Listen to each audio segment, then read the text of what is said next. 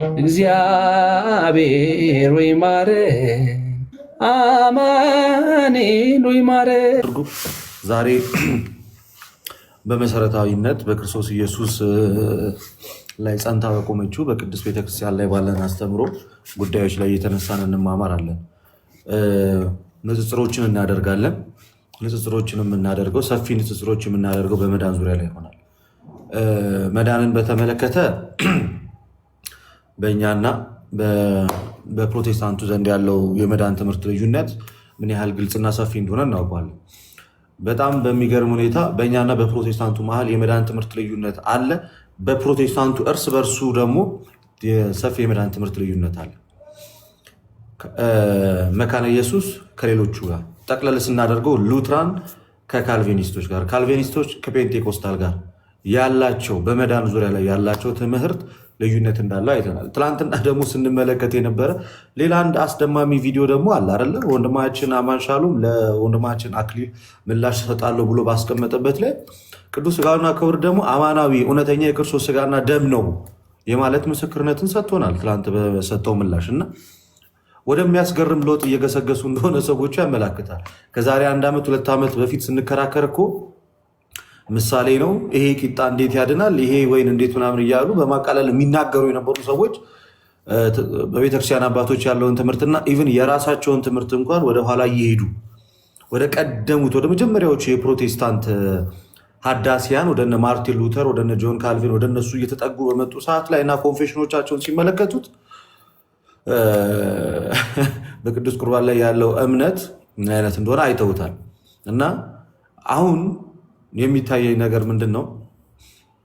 አሁን የሚታየኝ ነገር ጴንጤቆስጣል የተባለው ወይም ደግሞ ጴንጤኮስቴዎቹ አሁን ላይ እነዚህ በጣም ልሳን ላይ ፎከስ አድርገው ያሉት እጅግ በጣም ብዙ አይነት የሆነ ካሪዝማቲክ የሆነ እንቅስቃሴ የሚያደርጉት እነዚያ አካላቶች ናቸው።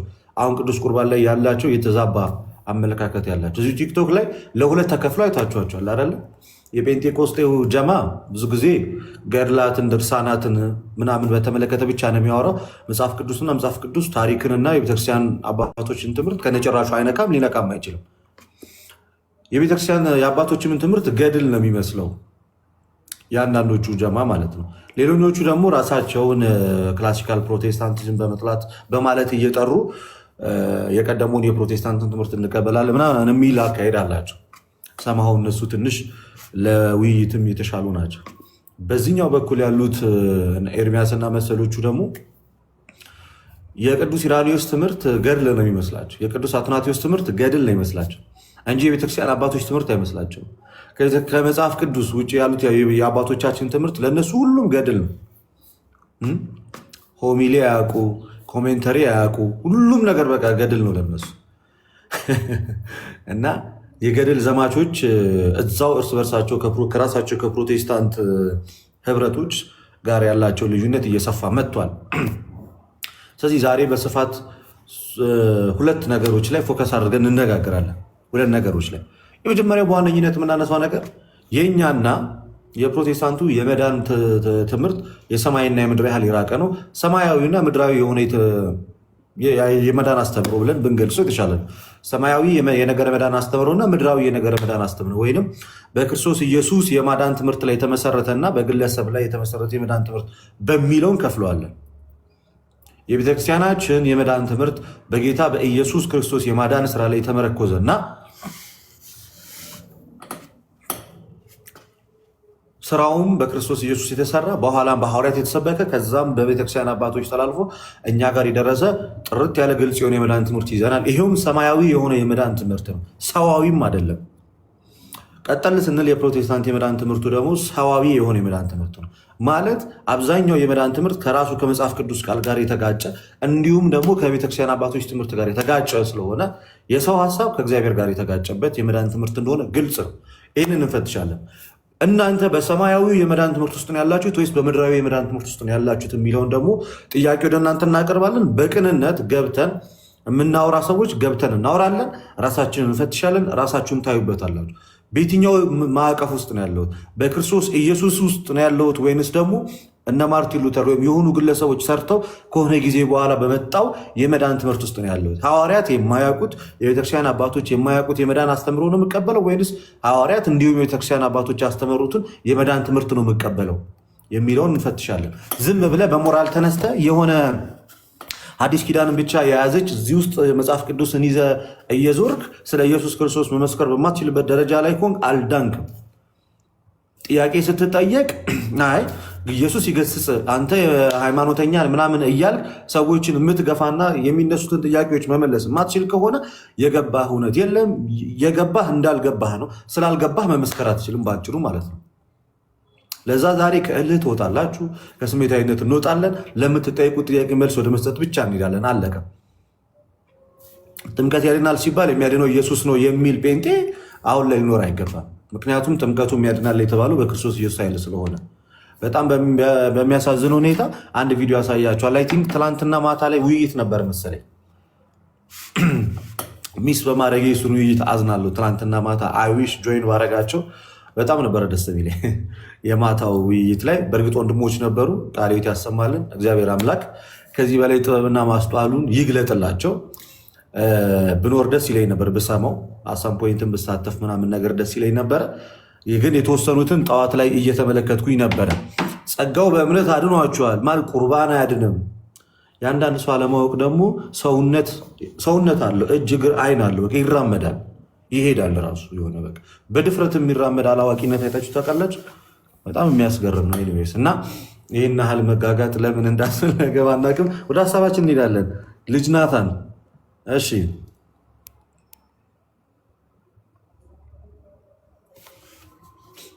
ልጅ ናታን መጽሐፍ ቅዱስ የማደሉን እንቅስቃሴ ደግሞ ተኮር አቤት ናት ወይ እንዴት ናችሁ? እንዴት አዳራችሁ? ሁላችሁም ሰላም ብያለሁ። እግዚአብሔር የተመሰገነ ይሁን አለን። እግዚአብሔር የተመሰገነ ይሁን። እንዴት ናችሁ ታዲያ? ደህና ናችሁ ወይ? ይኸውላችሁ የቅድሟ ልጅ ስልክ ተደውሎባት ነው የወጣችው።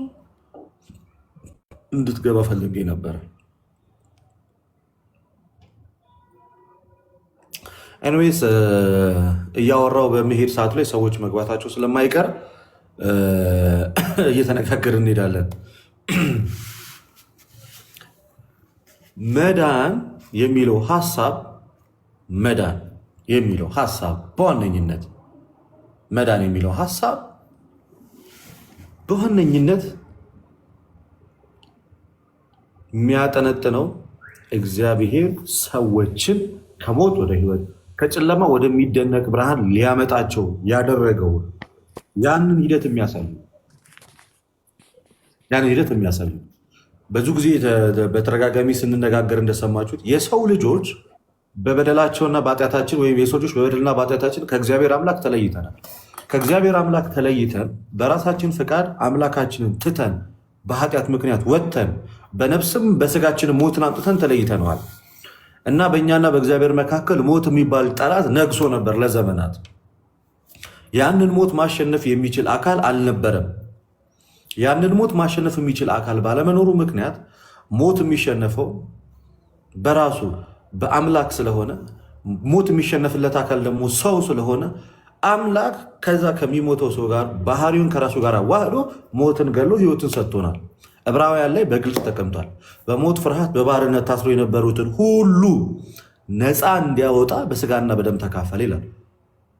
በስጋና በደም የተካፈለው በሞት ፍርሃት በባርነት ታስሮ የነበሩትን ሰዎች ነፃ ለማውጣት ነው። ነፃ ያልወጣ ሰው ስለ ነፃ መውጣት ቢጠየቅ መመለስ አይችልም። ስለዚህ ፕሮቴስታንቶች ነፃ ወጥታችኋል ወይ ነው የዛሬው ጥያቄው። ሞር የእናንተ የመዳን ትምህርት ነፃ የሚያወጣ የመዳን ትምህርት ሳይሆን ጭራሽ ተብትቦ የሚያስር የመዳን ትምህርት ነው ነው ባጭሩ። በቃ ነፃ ያልወጣ ህዝብ ነፃ ከወጣ ህዝብ ጋር ሲከራከር ነው የምናየው ዛሬ። እሺ ኪያ ሰላም፣ ከየት ቤተ እምነት ነሽ? ማንሽ? ማን ነበር? እግዚአብሔር ይመስገን ሰላም ነው። እግዚአብሔር ይመስገን። ከየት ቤተ እምነት ነሽ?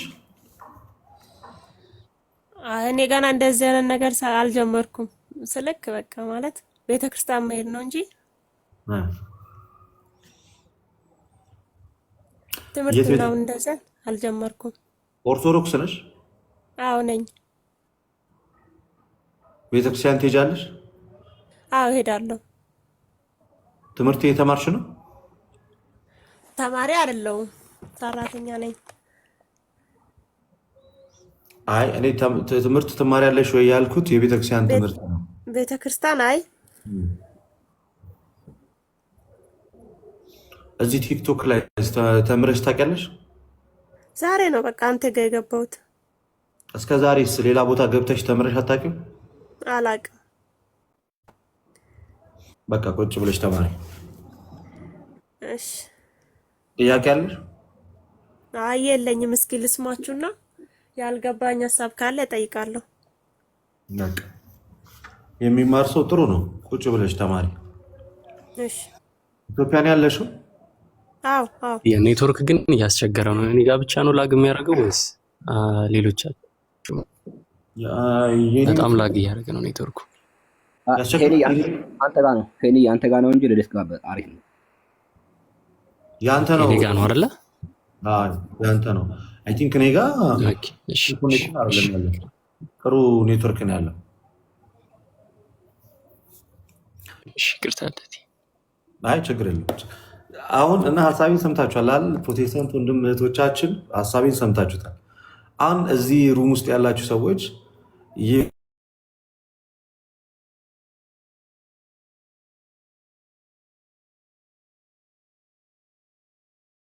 በተናገርኩት መግቢያ መሰረት ውይይቶችና ንጽጽሮች እናደርጋለን። ኦኬ ውይይቶችና ንጽጽሮች እናደርጋለን።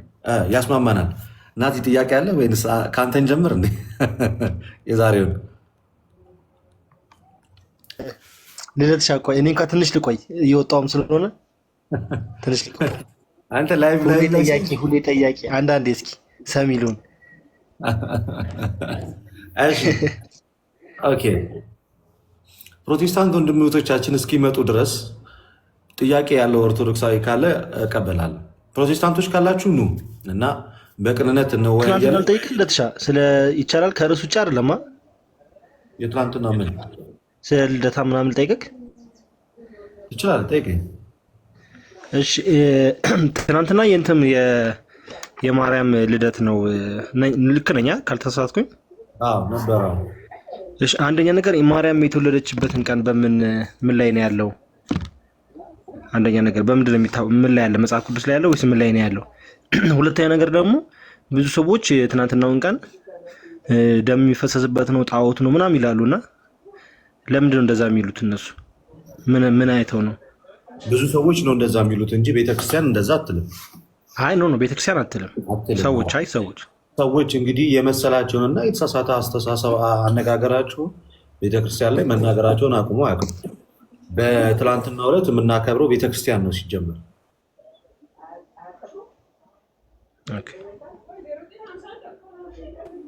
ያን ልደት ወደ ቤታችን እንመለሳለን። ወደ ቤታችን ስንመለስ ደግሞ ማታ ሁሉም ሰው ተሰብስቦ በየቤቱ ፍጹም ክርስቲያናዊ በሆነ መንገድ ያከብር ዘንድ ይታዘዛል። ከዛ ውጭ የሚያከብር ሰው ካለ ተሳስቷል። ከዛ ውጭ የሚያከብር አካል ካለ ተሳስቷል። ሌላኛው ደም መፍሰስ፣ እንደዚህ አርደው እንደዚህ ወጥተው ተብሎ የሚነገሩት እያንዳንዱ ንግግር ቤተክርስቲያን ላይ ጥላቻ ለመቀባትና በጣም ስም የማጥፋት ስራ እንጂ እንደ አጠቃላይ እንደ ቤተክርስቲያን አቋምና እንደ ቤተክርስቲያን ትምህርትና ሀሳብ ደም እያፈሰሱ አምልኮት መፈጸም የሚባል ነገር በቤተክርስቲያናችን አይተም። እንደዚያ የሚያደርጉ ግለሰቦች ቢኖሩ እነዛ ሰዎች ቤተክርስቲያን በሰጠቻቸው መንገድ እየተመሩ ነው ወይንስ በራሳቸው ድክመት እየወደቁ ነው? ያደረጉ ሰዎች ካሉ ኃጢአቱም ሆነ ድክመቱ የነዛ የግለሰቦቹ ነው እንጂ ቤተክርስቲያን አይደለም። ሊሆንምም አይችልም። ምክንያቱም ቤተክርስቲያን የሚፈሰው ደም የክርስቶስ ኢየሱስ እንጂ ሌላ የምናፈሰው ሌላ የምናመልከው አካል የለም። ባጭሩ በዚህ አይነት አገልግሎት ውስጥ ያሉ ሰዎች ካሉ ደካሞች ናቸው። የትምህርተ ወንጌል ሊሰጣቸው ይገባል። እያደረጉም ከሆነ ከስተት ትምህርታቸው ሊወጡ ወይንም ደግሞ ሊመለሱ ይገባል እንጂ ያ ነገር ቤተክርስቲያንን ይወክላል ወይንም ደግሞ በዛን ሰዓት ላይ ደም ማፍሰስ ቤተክርስቲያን ያዘዘችው ተግባር ነው ብለን አናስተምርምም አንናገርምም። በዛ ልምምድ ውስጥ ያሉ ሰዎች ከዛ ልምምዳቸው እንዲወጡ ግን የማንኛውም ኦርቶዶክሳዊ ግዴታ ነው ማለት ነው። ሌላኛው ልደቷ ይታወቃሉ። የክርስቶስ ኢየሱስስ ልደት ቃል በቃል ተጽፏል ቀኑ እኮ አይታወቅም። ቆጥረን ነው የምንደርስበት እንጂ ሎጂካል በሆነ መንገድ ቆጥረን በትውፊት ነው እንጂ የምንደርስበት። ናታን ክርስቶስ መች እንደተወለደ መች እንደተሰቀለ መጽሐፍ ቅዱስ ላይ ተጽፎ ያውቃል? ተጽፏል? እዛ አይቻልም። ግን ታከብራለህ። የገናን ስቅለት ታከብራለህ ምናምን። ቀኑን አውቀው አይደለም መጽሐፍ ቅዱስ ላይም የለም። በምን አውቀህ ነው የምታከብረው ታዲያ? እኔ እንጃ አላውቅም። ግን ቀን እንትን ቆጥረውት መሰለኝ አባቶች ምናምን አይደለ? በእንትን በራሳቸው ላይ የለም አይደለ? ሀሳብ መጽሐፍ ቅዱስ ላይ እንደዛ የለም። ግን ያንን በማክበሩ ኬታ መጣህ ምናምን ያስብላል? አያስብልም። ግን እነሱስ ቢሆኑ እንዴት ነው የጌታን ልደት ያወቁት? አንተስ እንዴት ነው ያወቀው? ለእኛ መልስ አለ። እኔማ በዚህ ቀን ነው ሲሉኝ በቃ አከብራለሁ። ግን ሙሉ ፕሮቴስታንት በጣም በተመሳሳይ ቀን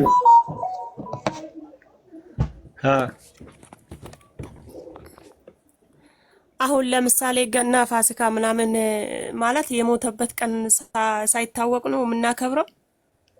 ልደት ስታክ አድርጓል እንዴ? ስታክ አድርጓል መሰለኝ።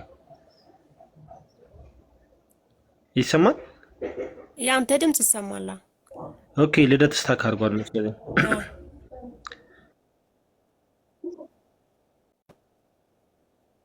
አይ ይመጣል። እንትን አድርጎ ታብታብ አድርጎ ልደት ስታክ አድርጎ ልደት ተመልሷል። ልደት ተመልሷል። ልደት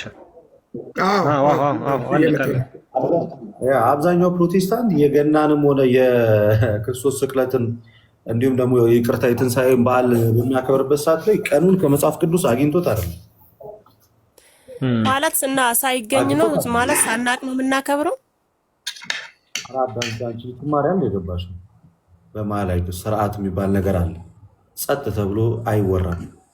ጥያቄ ያለኝ ተብሎ ነው እንጂ ብርግድ አድርገሽ ትኝ ብለሽ ይሄ ስርዓት አይደለም።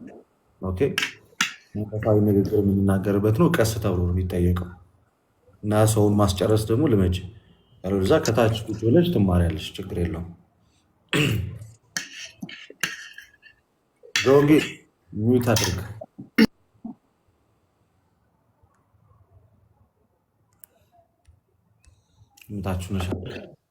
ምታችሁ ነሽ አዳምጪ። ዘወንጌል እንዴት ነህ? ሰላም ነው? እግዚአብሔር ይመስገን። ሁሉ ሰላም፣ ሁሉ ሰላም። እግዚአብሔር የተመሰገነ ይሁን አለው። በስንት ጊዜያችን ተገናኘን? አዎ በጣም በጣም በጣም ከረጅም ጊዜ በኋላ የተገናኘ ነው። እንዴት ነህ? ትናንት እንዴት ነበር በዓል? ቆንጆ ነበረ፣ ቆንጆ ነበረ፣ ቆንጆ ነበረ። እግዚአብሔር ይመስገን ቆንጆ ነበረ። አሁን ቅድም ስታነሳ አንድ ነገር ትዝ አለኝ። የጀመርኩትን ልጨርስ አንድ ጊዜ ልጨርስ። ስለዚህ የእመቤታችንን የድንግል ማርያምን የልደቷን ቀን በምን አወቃችሁት? በትውፊት እያንዳንዱ ነገር መጽሐፍ ቅዱስ ላይ አልተጻፈም አይደለም። የድንግል ማርያም የነ ቅዱስ ጳውሎስም የነ ቅዱስ ጴጥሮስም የትኛውም ሰው ልደት በዚህ ቀን ነው ተብሎ አልተጻፈም። የጌታችንንም ጨምሮ ማለት ነው። በዚህ ቀን ነው የተወለደው ተብሎ ቀኑ ወሩ አልተጻፈም። ታሪክ የታምጥተን ነው የምናከብረው በትውፊት የእመቤታችንንስ የታሪክ ማስረጃዎችን በማቅረብ ታሪካዊ ማስረጃዎች አሉ። ለምሳሌ ፕሮቶ ኢቫንጀሊ ኦፍ ጄምስ የሚባለው መጽሐፍ ላይ ስለ ሐና፣ ስለ ኢያቄም፣ ስለ ድንግል ማርያም መወለድ ይናገራል። ስለዚህ ትውፊትን መሰረት አድርገን ድንግል ማርያም የተወለደችው በዚህ ቀን ነው ብለን ያንን ቀን እናከብረዋለን። ልክ የጌታ የኢየሱስ ክርስቶስን ልደት ስናከብር ምንም አይነት ጽሁፍ በህዳር 29 ነው የተወለደው የሚል ጽሁፍ እንኳን ባናገኝም ከቤተክርስቲያን አባቶች ትምህርት ከቤተክርስቲያን ትምህርት በትውፊት ያገኘነውን ይዘን የጌታ የኢየሱስ ክርስቶስ ልደት ይሄ ነው፣ ትንሣኤውንም ደሴምቲንግ የክርስቶስ ኢየሱስ ትንሣኤ ይሄ ነው ብለን የምናከብረው ከምን ተነስተን ነው ማለት ነው? ሐዋርያዊውን ትውፊቱን ይዘን ነው። መጻፍ ያለባቸው እጅግ በጣም መሰረታዊ የሆኑ ነገሮች ተጽፎልናል መጽሐፍ ቅዱስ ላይ። ተጽፎ ባናገኛቸውና የምናደርጋቸው ልምምዶች ቢኖሩ ከቤተ ክርስቲያን አንጻር የምናደርጋቸው ናቸው ማለት ነው። ናታን ከቤተ ክርስቲያን አንጻር የምናደርጋቸው ናቸው ከአባቶች። ኦኬ እሺ፣ ቴንኪው በጣም እሺ ናቲ። ያኛው ግን የቀደም ይሄ ባዕድ አምልኮ ሲደረግ ብናይ ሁላችንም በህብረት ልንቃወም የሚገባው ነገር ነው እንጂ ልንደግፈው የሚገባ ወይንም ደግሞ የቤተክርስቲያን እውቅና ያለውን አድርገን ልንወስድ እንደማይገባ ሁላችሁም ልታውቁ ይገባል። በዚህ አጋጣሚ ብታዩ በየትኛውም ጊዜና በየትኛውም ሰዓት ላይ የትኛውም ሰው በጣዖት አምልኮ ውስጥ ብታገኙት እንደ አንድ ኦርቶዶክሳዊ ክርስቲያን ልትመክሩት፣ ልትገስጹት እና ወደ ክርስትና እንዲመለስ ልታደርጉት ይገባል እንጂ ተባባሪ ልትሆኑ እንደማይገባ አውቁ እና እንደዚህ አይነት ነገር ባገኛችሁ ቁጥር ዘላችሁ የቤተክርስቲያንን ስም ለማጥፋት የምትሯሯጡ ደፋር አላዋቂዎች ደግሞ ራሳችሁን ብትገዙና ብትመለከቱ የተሻለ ነው። የኢየሱስ ቤተክርስቲያን ጣዖትን የምትቃወም ናት እንጂ ጣዖትን የምታበረታታ እንዳልሆነች ግልጽ ነው። እያንዳንዱ የየግለሰብ የስተት ጥርቅም የቤተክርስቲያን ስርዓት እንዳልሆነ ልናውቅ ይገባል ማለት ነው። እሺ ዘወንጌል እንዴት ነው? አለው አሁን መጨረሻ ላይ የሰጠው አስተያየት በጣም ደስ የሚል ነው። እውነት ነው። በቃ ማለት ምዕመናን ባለመረዳት የተነሳ የተለያየ ነገር ሊያደርጉ ይችላሉ። ይህ አስተምሮቱ የቤተክርስቲያን ነው አይደለም የሚለውን ነገር ነው መለየት ያለበት። ካልሆነ ያንን ሰው ምንድን ነው መክሮ አስተምሮ መመለስ ነው እንጂ የቤተክርስቲያኒቷ ትምህርት ተደርጎ መቆጠር የለበትም። በጣም የሚያስማማኝ ነው። እኔ እንደውም አንድ በጣም የማዝነው ነገር ምንድን ነው፣ ለምሳሌ በዚህም በፕሮቴስታንት የሚሆን በኦርቶዶክስ ውስጥ በሃይማኖታዊ ትምህርታቸው በጣም ያልገፉ ወይንም እምነታቸውን እንኳን በደንብ ያልተረዱትን ሰዎች ኢንተርቪው በማድረግ ወይንም እንደዚህ በማነጋገር የሁሉ የኦርቶዶክስ የምታስተምረው ይህ ነው የሚለው ከዛ ሰው ተነስተው ይኸው እኮ እንደዚህ ነው ብሎ ጄጅ ማድረግ በጣም ጥሩ አይደለም፣ ተገቢም አይደለም። የተጻፈ ነገር አለ፣ ያንን አንብቦ ያንን ግን ክሪቲሳይዝ ማድረግ ተገቢ ነው። በቃ አሳማኝ ነገር እስካለ ድረስ በዚህ ይሄ ልክ አይደለም ማለት ይቻላል። ግን አንድ ሰው ስለ እምነቱ በደንብ እውቀት የሌለው ሰው ቲክቶክ ላይ ገብቶ በተናገረው ኦርቶዶክስ እኮ እንደዚህ ናት ወይም ፕሮቴስታንት እኮ እንደዚህ ነው ማለት ብዙ ጊዜ ስለምሰማ ነው። እና ትንሽ እሱ ተገቢ አይደለም እንደተባለው። እኔ ግን አሁን አንድ ጥያቄ የምጠይቀ ማለት ነው፣ ለምሳሌ በመጽሐፍ ቅዱስ ላይ ስለ ትንሣኤ ማለትም ክርስቶስ ስለመነሳቱ ስለ ትንሣኤ ግን እንዲከበር ማለት ነው ይህንን በብላችሁ ጊዜ ትንሣኤውን ትናገራላችሁ፣ ትመሰክራላችሁ የሚለው አለ። በልደቱ ግን እንደዚህ ነው ተብሎ የተገለጸ የለም። እንድናከብረው ማለትም መጥፎ ነው እያልኩ አይደለም፣ የምናመሰግነው እግዚአብሔርን ነው። ግን እንደዚህ ተጽፎ ልደቱን እንድታከብሩ ተብሎ ከሐዋርያትም የተገለጸ ነገር ስለሌለ በዚህ እንደው የምትነግረኝ ነገር ካለ። ደበረህ የክርስቶስ ልደት ለማክበር? አይ እንደዛ አይደለም። ይኸውልህ ወደ ሌላ አማርኛ ሳትወስደው እንደዚህ የለም። እሱማ ተገቢ እኮ ነው፣ የምናመሰግነው እግዚአብሔርን አይደለ እንዴ? እንደውም እኮ በዛ ቀን የሚገርም ነገር ከዲያብሎስ በቀር የከፋ የለም፣ ዓለም ሁሉ የተደሰተበት ነው ብለን ነው የምናምነው አይደለ? እኔ እያልኩ ያለሁት ግን በመጽሐፍ እንደዚህ ነገር የለም። ለምሳሌ ስለ ክርስቶስ መነሳቱ ግን ይህን በበላቸው ጊዜ ትንሣኤውን ትናገራላችሁ የሚል ጽሑፍ አለ ነው። ሀሳብህን ግልጽ አድርግልኝ። ስለ ክርስቶስ ትንሣኤ አክብሩ ተብሎ ተጽፏል እያልክ ነው ያለው? ትመሰክራላችሁ ነው፣ ያንን መነሳቱን ትመሰክራላችሁ ነው የሚለው። ስለ ልደቱ ግን የተገለጸ ነገር አላየውምና ይሄ በትውፊት በአባቶች አዎ አለ። ስለ ልደቱ የተነገረ ነገር የለም። ስለ ክርስቶስ ልደት መጽሐፍ ቅዱስ ነው። ስለ ክርስቶስ መወለዱንማ እንዴት ይነገራል? ሉቃስ 1 ታዲያ ምንድን ነው እሱ አይደለም? ታዲያ ምን እያልከን ነው? ይቅርታና ዘወንጌል እኔ እያልኩ ያለሁት በማክበር ደረጃ ነው እኮ። በማክበር ደረጃ የክርስቶስን ትንሣኤ አክብሩ ተብሎ ተነግሯል ወይ? አዎ ይህንን በበላችሁ ጊዜማ እሱን ትመሰክራላችሁ። ሁሌም ነው የምንመሰክረው። ትመሰክራላችሁ የተባለው ትንሣኤውን ነው ወይንስ የክርስቶስ ቅዱስ ሥጋውና ክቡር ደሙ ነው? እሱ አይደለ? ይቅርታ አንዴ ትንሽ ሰዓት ተረጋጋ። መጀመሪያ እስኪ ተረጋጋ፣ ትንሽ ተረጋጋ ወንድሜ፣ ትንሽ ተረጋጋና አስበበት ምናምን ትጠይቃለህ። እሺ ማኪያ እንዴት ነሽ? ሰላም ማለት ዩዘር ኔምሽ እናንተ ሰዎች። እሺ ተመለሽ። ሰላም ነው? እሺ ቤዛ ቤዛ ቤዛ ለእናትሽ የሚለው ቪዲዮ። እሺ ቤዛ እየገባችሁ ዝም አትበሉ። እሺ ልደት አመሰግናለሁ እድሉን ስላገኘው። የኔ ጥያቄ ለእኔ ሳይሆን ከፕሮቴስታንት ጋር ቤዛ በሚለው ነገር አጋጣሚ ያው እግዚአብሔር ይመስገን በእናንተ እኔ ዝምታን ሰብሬያለሁ። ለሃይማኖቴ ጥያቄ ብለው ለሚሉት ነገር ከእናንተ ከተማርኩት ለመመለስ በቅቻለሁ። አመሰግናቸዋለሁ። በዚህ አጋጣሚ ምን ተጠየቅኩኝ? ቤዛ የሚለው ለሙሴ የተሰጠው ከክርስቶስ ስቅለት በፊት ነው። እንደዛ ሚል ጥያቄ ተጠየቅኩኝና ይሄንን እንድትመልስልኝ ነው። ስለዚህ ከክርስቶስ በፊት ስለሆነ ምን ሊለውጥ ነው? ምን ለማለት ፈልገህ ነው የጠየቁኝ? ሙሴ ቤዛ የተባለበት ምክንያት ከክርስቶስ ልደት በፊት ስለሆነ ነው እንጂ አይባልም ነበር ለማለት ነው አጠያየቃቸው። አልገባኝም። እሺ አሁን ቤዛ ሙሴም እኮ በመጽሐፍ ቅዱስ ላይ ቤዛ ተብሏል አልኳት ስላት፣ አይ እሱ እኮ የተባለው ከክርስቶስ ልደት በፊት ነው፣ ከክርስቶስ ስቅለት በፊት ነው የተባለው። ክርስቶስ ተሰቅሎ ቢሆን ኖሮ ሙሴ ቤዛ አይባልም። ምን ይቀይራል? ከክርስቶስ ልደት በኋላ ቢባል እና ከክርስቶስ ልደት በፊት ቢባል ምን የሚቀይረው ነገር አለ? አንዳንድ ጊዜ ጥያቄ ሲጠይቋችሁ ዝም ብላችሁ ጥያቄውን ይዞ መምጣት ሳይሆን ምን ይቀይራል፣ ምን ይለውጣል?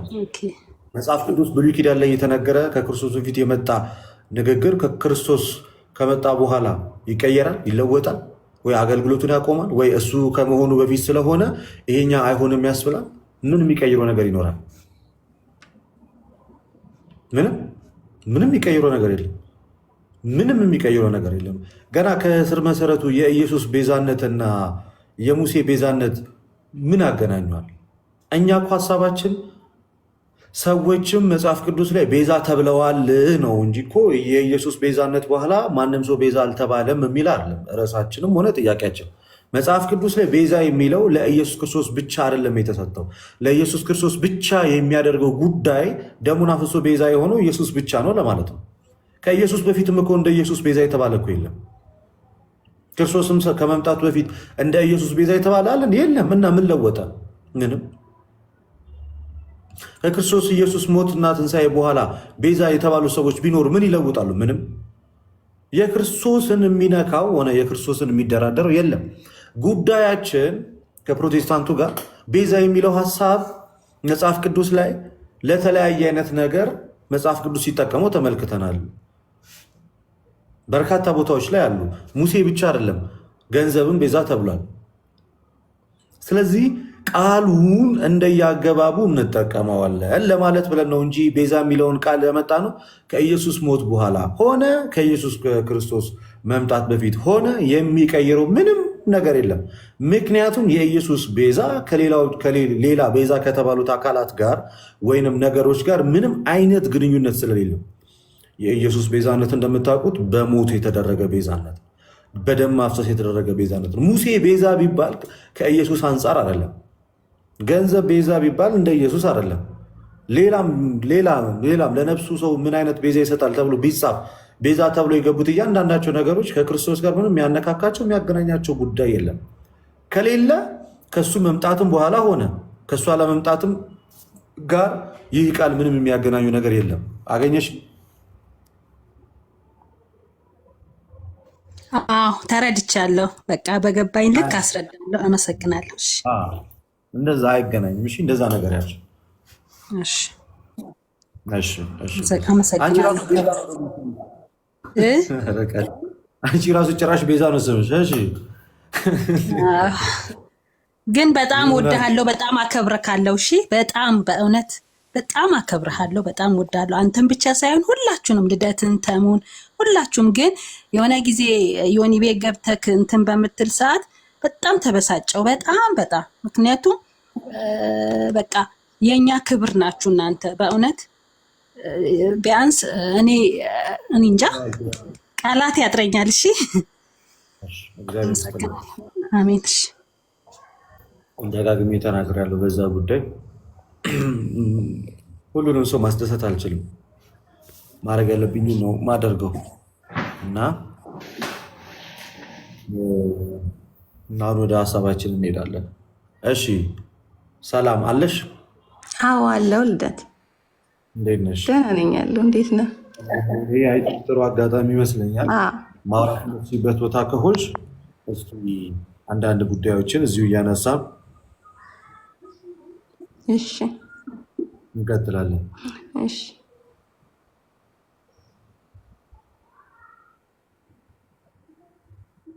የምጠይቃቸው ጥያቄ እድሉን ለአንቺ ሰጠው።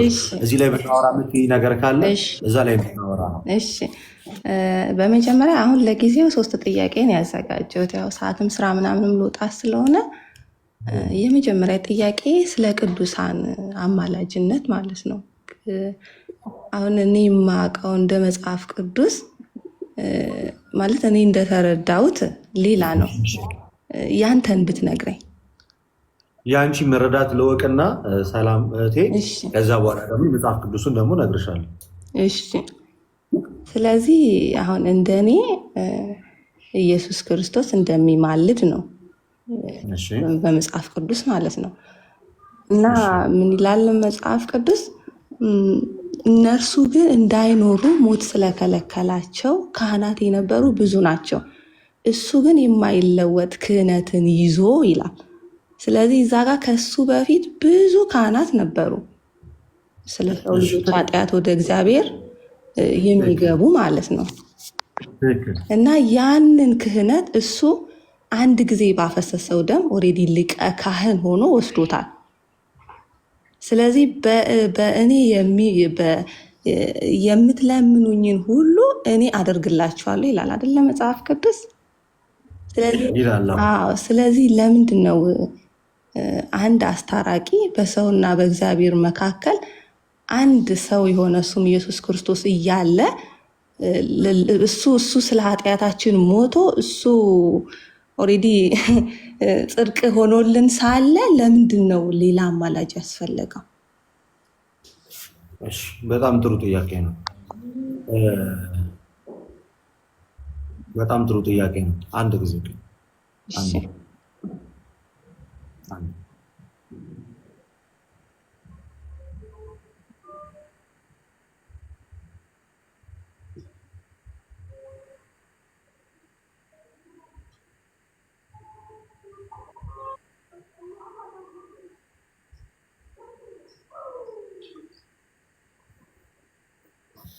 መጽሐፍ ቅዱስ ሲናገር የክርስቶስን የማስታረቅ ስራና የቅዱሳንን ምልጃ በጣም ለይቶ ነው የሚያስቀምጠው። መጽሐፍ ቅዱስ ሲናገር የቅዱሳንን የማማለድ ስራና የኢየሱስን የማስታረቅ ስራ እጅግ በጣም በሰፊ ልዩነት ጭራሽ በማይገናኝ መንገድ ነው። የክርስቶስ የማስታረቅ ሱሪያ ምልጃ አይደለም። የቅዱሳን የማማለድ ስራ የክርስቶስ የማስታረቅ ስራ አይደለም። ሁለቱን በጣም በጣም በጣም በጣም በሚገባ ለይቷቸውን የሚያስቀምጠው ልዩነታቸውን ያሳይሻል። አሁን አንቺ ካነሳሽው ነገር አንጻር ዕብራውያን ላይ ነው አይደል ያለው? እህቴ አውጪው ጥቅሱን እስኪ ይዘሽ መጽሐፍ ቅዱስ። አዎ ይዣለሁ። ዕብራውያን 7:23 ነው አካባቢ ነው ያነበብሽው አይደል? 24 አካባቢ የአዲስ ኪዳን መካከለኛ የሚለው ዕብራውያን 12 ሙሉ ዕብራውያን ስለ ምልጃ ነው። ሙሉ ዕብራውያን ስለ ምልጃ አይደለም። በጣም ከይቅርታ ጋር እህቴ፣ አሁን አስተሳሰብሽን እያስተካከልኩት ነው። ሙሉ ዕብራውያን ስለ ምልጃ ሳይሆን ሙሉ ዕብራውያን ስለ ክህነት፣ ስለ ማስታረቅ ደም አፍስሶ የሰው ልጆችን ከእግዚአብሔር ጋር ስለ ማስታረቅ የተነገረ ጉዳይ ነው እንጂ ሙሉ ዕብራውያን ከይቅርታ ጋር ስለ ምልጃ አይደለም። አንድ ግልጽ አድርጌ የጀምርልሽ ማለት ነው። እኛ ክርስቶስ ኢየሱስ ብቸኛ አስታራቂ ይሰማኛል። ብቸኛ አስታራቂ በሰውና በእግዚአብሔር መካከል ያለ ብቸኛ መካከለኛ ፍጹም ሰው ፍጹም አምላክ ሆኖ ሰዎችን ከእግዚአብሔር ጋር ያስታረቀ ብቸኛው አስታራቂና ብቸኛው መካከለኛ ማን ነው? ኢየሱስ ክርስቶስ። ይሄ በቤተክርስቲያናችን ውስጥ ያለ ጽኑ እምነታችን ነው። ኦኬ፣ ጽኑ እምነታችን ነው። ይህንን ምንጊዜም የምንመሰክረው ቅዱሳን ያማልዳሉ ስንል ማለት ነው። ሰላም ከመጽሐፍ ቅዱስ ጥቅሶችን አወጣልሻለሁ። እንደ ኢየሱስ መካከለኛ ናቸው እያልን አይደለም። እሺ እንደ ኢየሱስ መካከለኛ ናቸው እያልን አይደለም። የኢየሱስ መካከለኝነት የማይደገም መካከለኝነት፣ የኢየሱስ መካከለኝነት ፍጹም ሰው ፍጹም አምላክ ሆኖ ራሱን ለሁሉ ቤዛ ሰጥቶ ደሙን አፍሶ ዓለምን ያስታረቀ ነው እንጂ የቅዱሳን ምልጃ በክርስቶስ ኢየሱስ የማስታረቅ ስራ ውስጥ የሚገባ እና ከዛ ጋር ተነጻጽሮ የሚነገር ጉዳይ አይደለም። ገና ከጅምሩም ሆነ ከመሰረቱ እንደዛም አይደለም።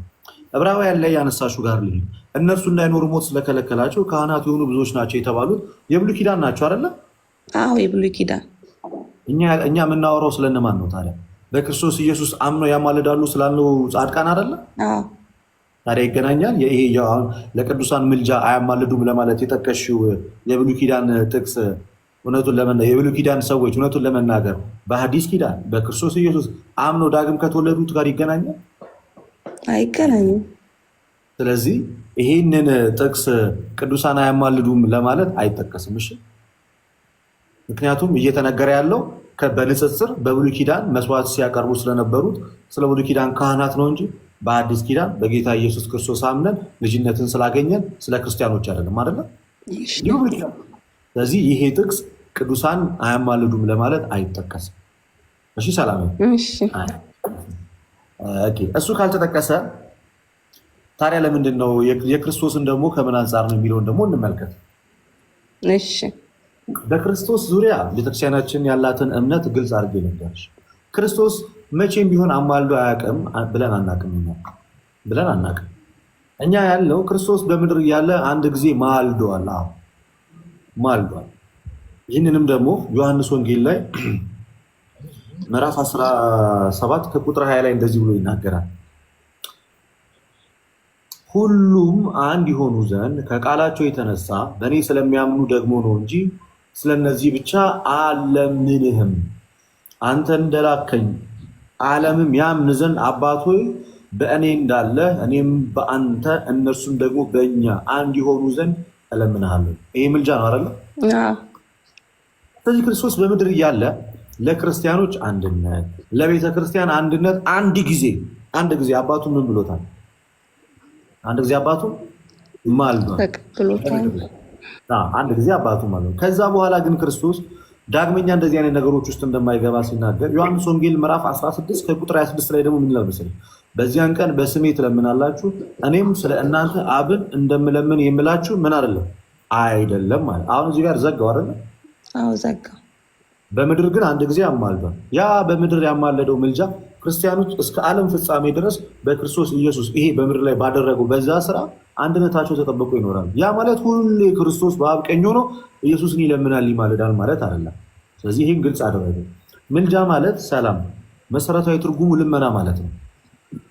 የመዝገበ ቃላት ትርጉም የመጽሐፍ ቅዱስ የመዝገበ ቃላት ትርጉም ምልጃ የሚለውን በገጽ 56 ላይ ምን ብሎ እንደሚያስቀምጠው ታውቂያለሽ? አንዱ ስለ አንዱ የሚደረግ ልመና ይለዋል። ምን ይለዋል? ልመና ይለዋል። ስለዚህ አንቺ በክርስቶስ ኢየሱስ ደም መፍሰስ ነው የዳንሽው ወይንስ በልመናው ነው የዳንሽ? በክርስቶስ ኢየሱስ በፈሰሰው ደም። በጣም ጥሩ። ስለዚህ የክርስቶስ የማዳን ስራ የምልጃ ስራ ነው ወይንስ ኢየሱስ በፈሰሰው ደም?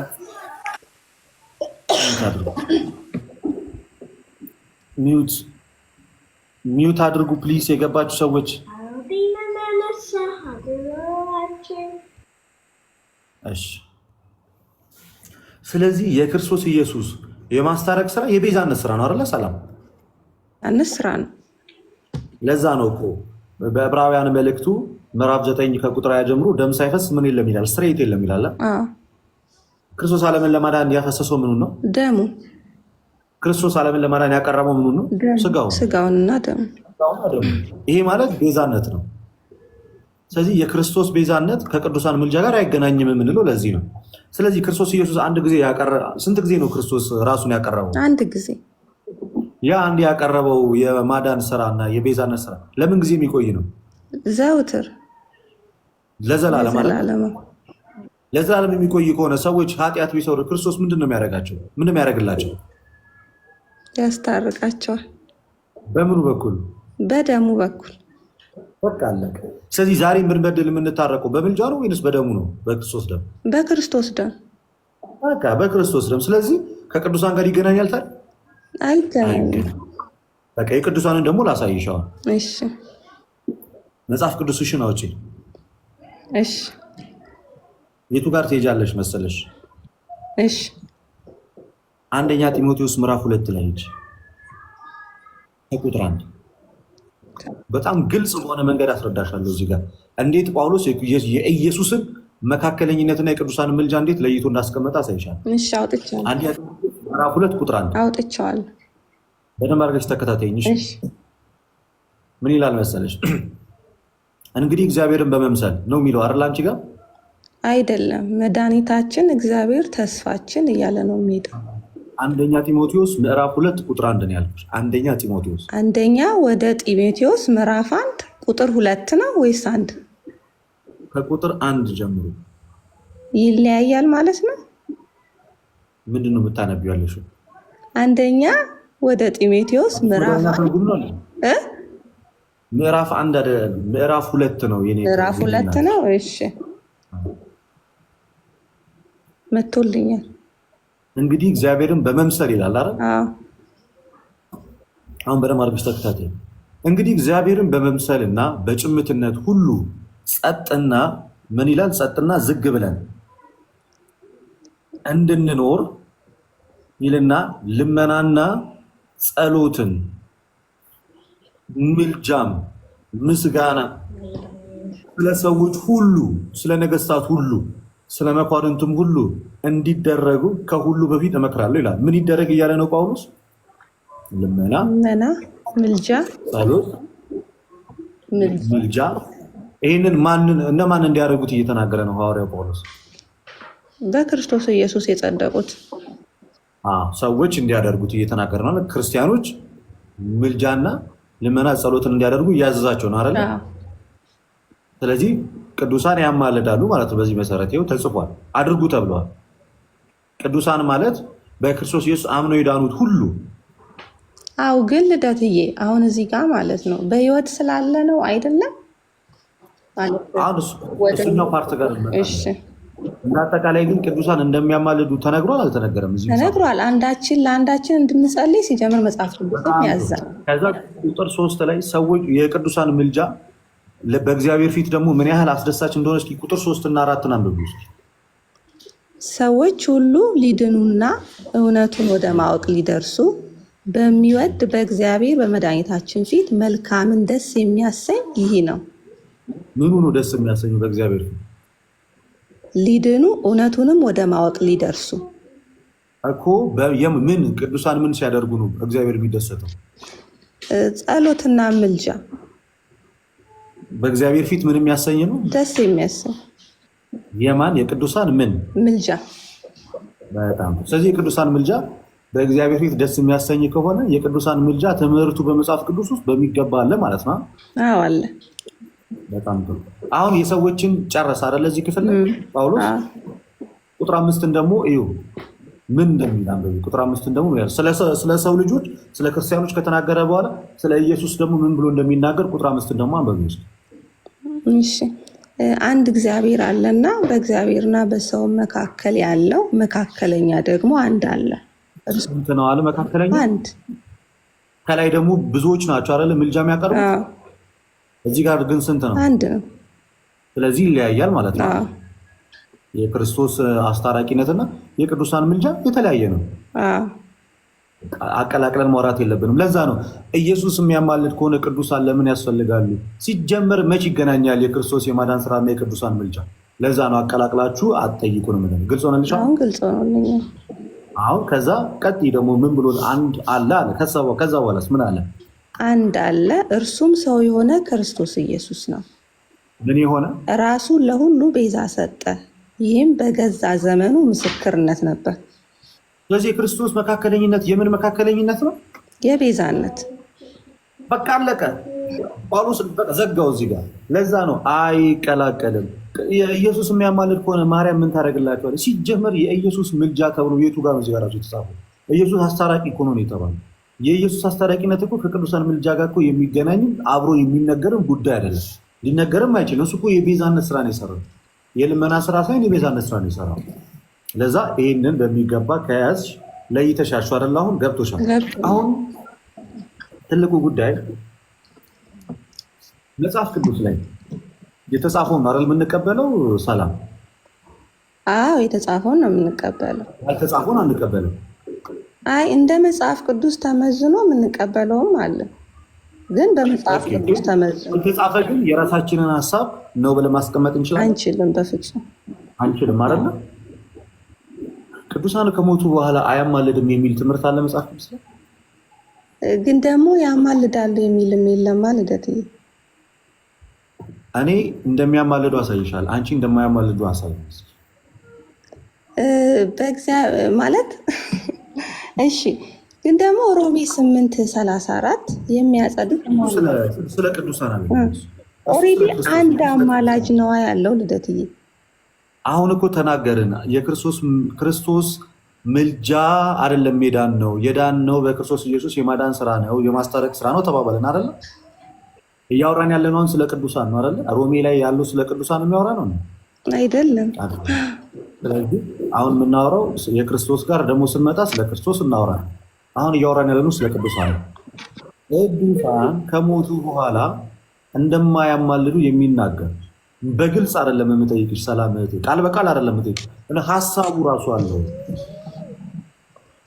የለም ግን ደግሞ እኮ ልደት የሚያማልደው ከተጻፈ የማያማልደው አይደለም። አሁን ስለ ክርስቶስ አይደለም የምናወራው። ይኸውልሽ እኛ መጽሐፉን በፈለግነው መንገድ መጠምዘዝ አይጠበቅም። እንደማያማልዱ ከተጻፈ እንደማያማልዱ ካልተጻፈ አያማልዱም የሚል እምነት ልንይዝ ይገባል? አይገባንም። አይገባም። ይሄ ነው እኮ ፕሮቴስታንቱ ጋር የተቸገርነው። የሌለውን ነገር እንደ እምነት አድርጎ ይያዛል። ያለውን ነገር ደግሞ አይ እንደዚህ ለማለት ስለፈለገ ነው ተብሎ ሺፍት ይደረጋል። ስለዚህ ቅዱሳን አያማልዱም የሚል ትምህርት ከሌለ ከሞቱ በኋላ ያንን እንደ እምነት መያዝ ተገቢ አይደለም። ተግባባን? ኦኬ። እንደዛ ከሆነ ደግሞ እኔ አንድ ጥቅስ ልስጥሽ። እሺ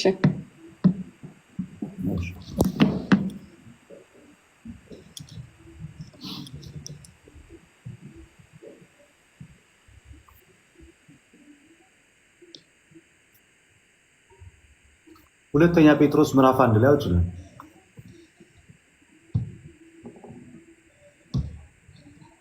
ምዕራፍ 1 ሁለተኛ ጴጥሮስ ምዕራፍ 1 አወጣ። ከቁጥር 13 እስከ 15 ያለውን አንብቢልኝ። እሺ። ሁልጊዜም በዚያ ማደሪያ ሳለው ሁልጊዜም በዚህ ማደሪያ ሳለው በማሳሰቤ ላነቃችሁ የሚገባኝ ይመስለኛል። ይሄ ማለት በዚህ ምድር እያለ ማለት ነው። ያነቃችኋል፣ ያሳስባችኋል። የሚገባኝ ይመስለኛል ጌታችን ኢየሱስ ክርስቶስ እንዳመለከተኝ ከዚህ ማደሪያዬ መለየቴ ፈጥኖ እንዲሆን አውቃለሁና። ስለዚህ ከዚህ ዓለም ልሄድ ነው እያለ ነው። ከመውጣቴም በኋላ እነዚህን ነገሮች እንድታስቡ በየጊዜው ትችሉ ዘንድ እተጋለሁ። ከመውጣቴም በኋላ ሲል ምን ማለት ነው? ከመሞቴ በኋላ ከሞትኩም በኋላ እንደማደርገው እተጋለሁ እያለ ነው አይደለ? ስለዚህ ያማልዳል አያማልድም? ከሞተ በኋላ እኔ እንጃ ልደትዬ፣ እንጃ አይደለማ። የእውነቱን ቃል ለመቀበልማ ልባችን መከፈት መቻል አለበት። ማለት ኮንቴክስቱን ከላይ ጀምሮ ብረዳው ደስ ይለኛል። አዩ ከላይ ከፍ አድርጌ እኮ ነው እንድታነቢ ያደረኩት። ሁለት ቁጥሮች ከላይ ከፍ ብለሽ እንድታነቢ ነው ያደረኩት አይደለ? እንዲገባሽ። ስለዚህ ከላይ ጀምሮ አነበብሽው፣ አውዱን ይዘሻል። ስለዚህ ከመውጣቴም በኋላ ተጋለው ይላል አይልም? ይላል። ግን ደግሞ እኛ ወደሱ እንድንጸልይ እኮ እዚህ ጋር ምልከታ አይሰጠንም አይደለም? እኛ ወደ አሁን እኮ ሀሳብ ሽፍት አታደርጊ። እኛ ወደ ጴጥሮስ እንጸልያለን አንጸልይም ነው እንዴ ጥያቄያችን? አይ አይደለም። ጥያቄያችን ያማልዳሉ አያማልድም ነው አይደል? ከሞቱ በኋላ። ስለዚህ ይሄ ጥቅስ እሱን ያሳያል አያሳይም? ያሳያል። ከዚህ የተነሳ ነው ቅዱሳን ያማልዳሉ ብለን የምንናገረው። ሌላም ልጨምርልሽ? እሺ ዮሐንስ ላይ ሂጂ። ስንት ራእይ ዮሐንስ ራእይ ዮሐንስ ምዕራፍ ስንት? ምዕራፍ 6 እሺ ከቁጥር 9 አንብቢ። አምስተኛው ማኅተም በፈታ ጊዜ ስለ እግዚአብሔር ቃልና ስለጠበቁት ምስክር የታረዱትን የሰዎችን ነፍሳት ከመሠዊያው በታች አየሁ። ምን ያሉትን ያየው? ስለ እግዚአብሔር ቃልና ስለጠበቁት ምስክር የታረዱ ሰዎች ናቸው አይደል? ሞተዋል። እነዚህ ሰዎች ከሞቱ በኋላ ምንም አይነት ንግግር ማድረግ አይጠበቅባቸውም። የሞተ ሰው ሞቷል። ቀጣዩን አንብቢ። ምን ይላል? ቁጥር 10 በታላቅም ድምፅ እየጮሁ ቅዱስና ለእግዚአብሔር ቃልና ስለጠበቁት የታረዱት ሰዎች ናቸው የጮሁት አይደል? ስለዚህ ሰው ከዚህ ዓለም ድካም ከተለየ በኋላ ከአምላኩ ጋር ይነጋገራል አይነጋገርም? ይነጋገራል። ያው ማስረጃው ይሄ አይደለም? እሺ ግን ደግሞ ማለት በራእይ አይደለም ዮሐንስ የሆነ ነገር ነው እየተናገረ ያለው። ራእይ እኮ ታዲያ ያልሆነ ነገር ነው። ራእይ የሚያይ ራእይ ማለት እኮ መመልከት ነው አይደል? የማይሆን ነገር ያያል እንዴ? አይ ታዲያ አንደኛ ራእይ ያልኩ አንደኛ ምዕራፉ ላይ እኮ የተወጋው ምናምን እያለ ሲያወራ ዮሐንስ የሆነውን ነገር አለ እያወራ ያለው። አዎ የሆነውን ላይ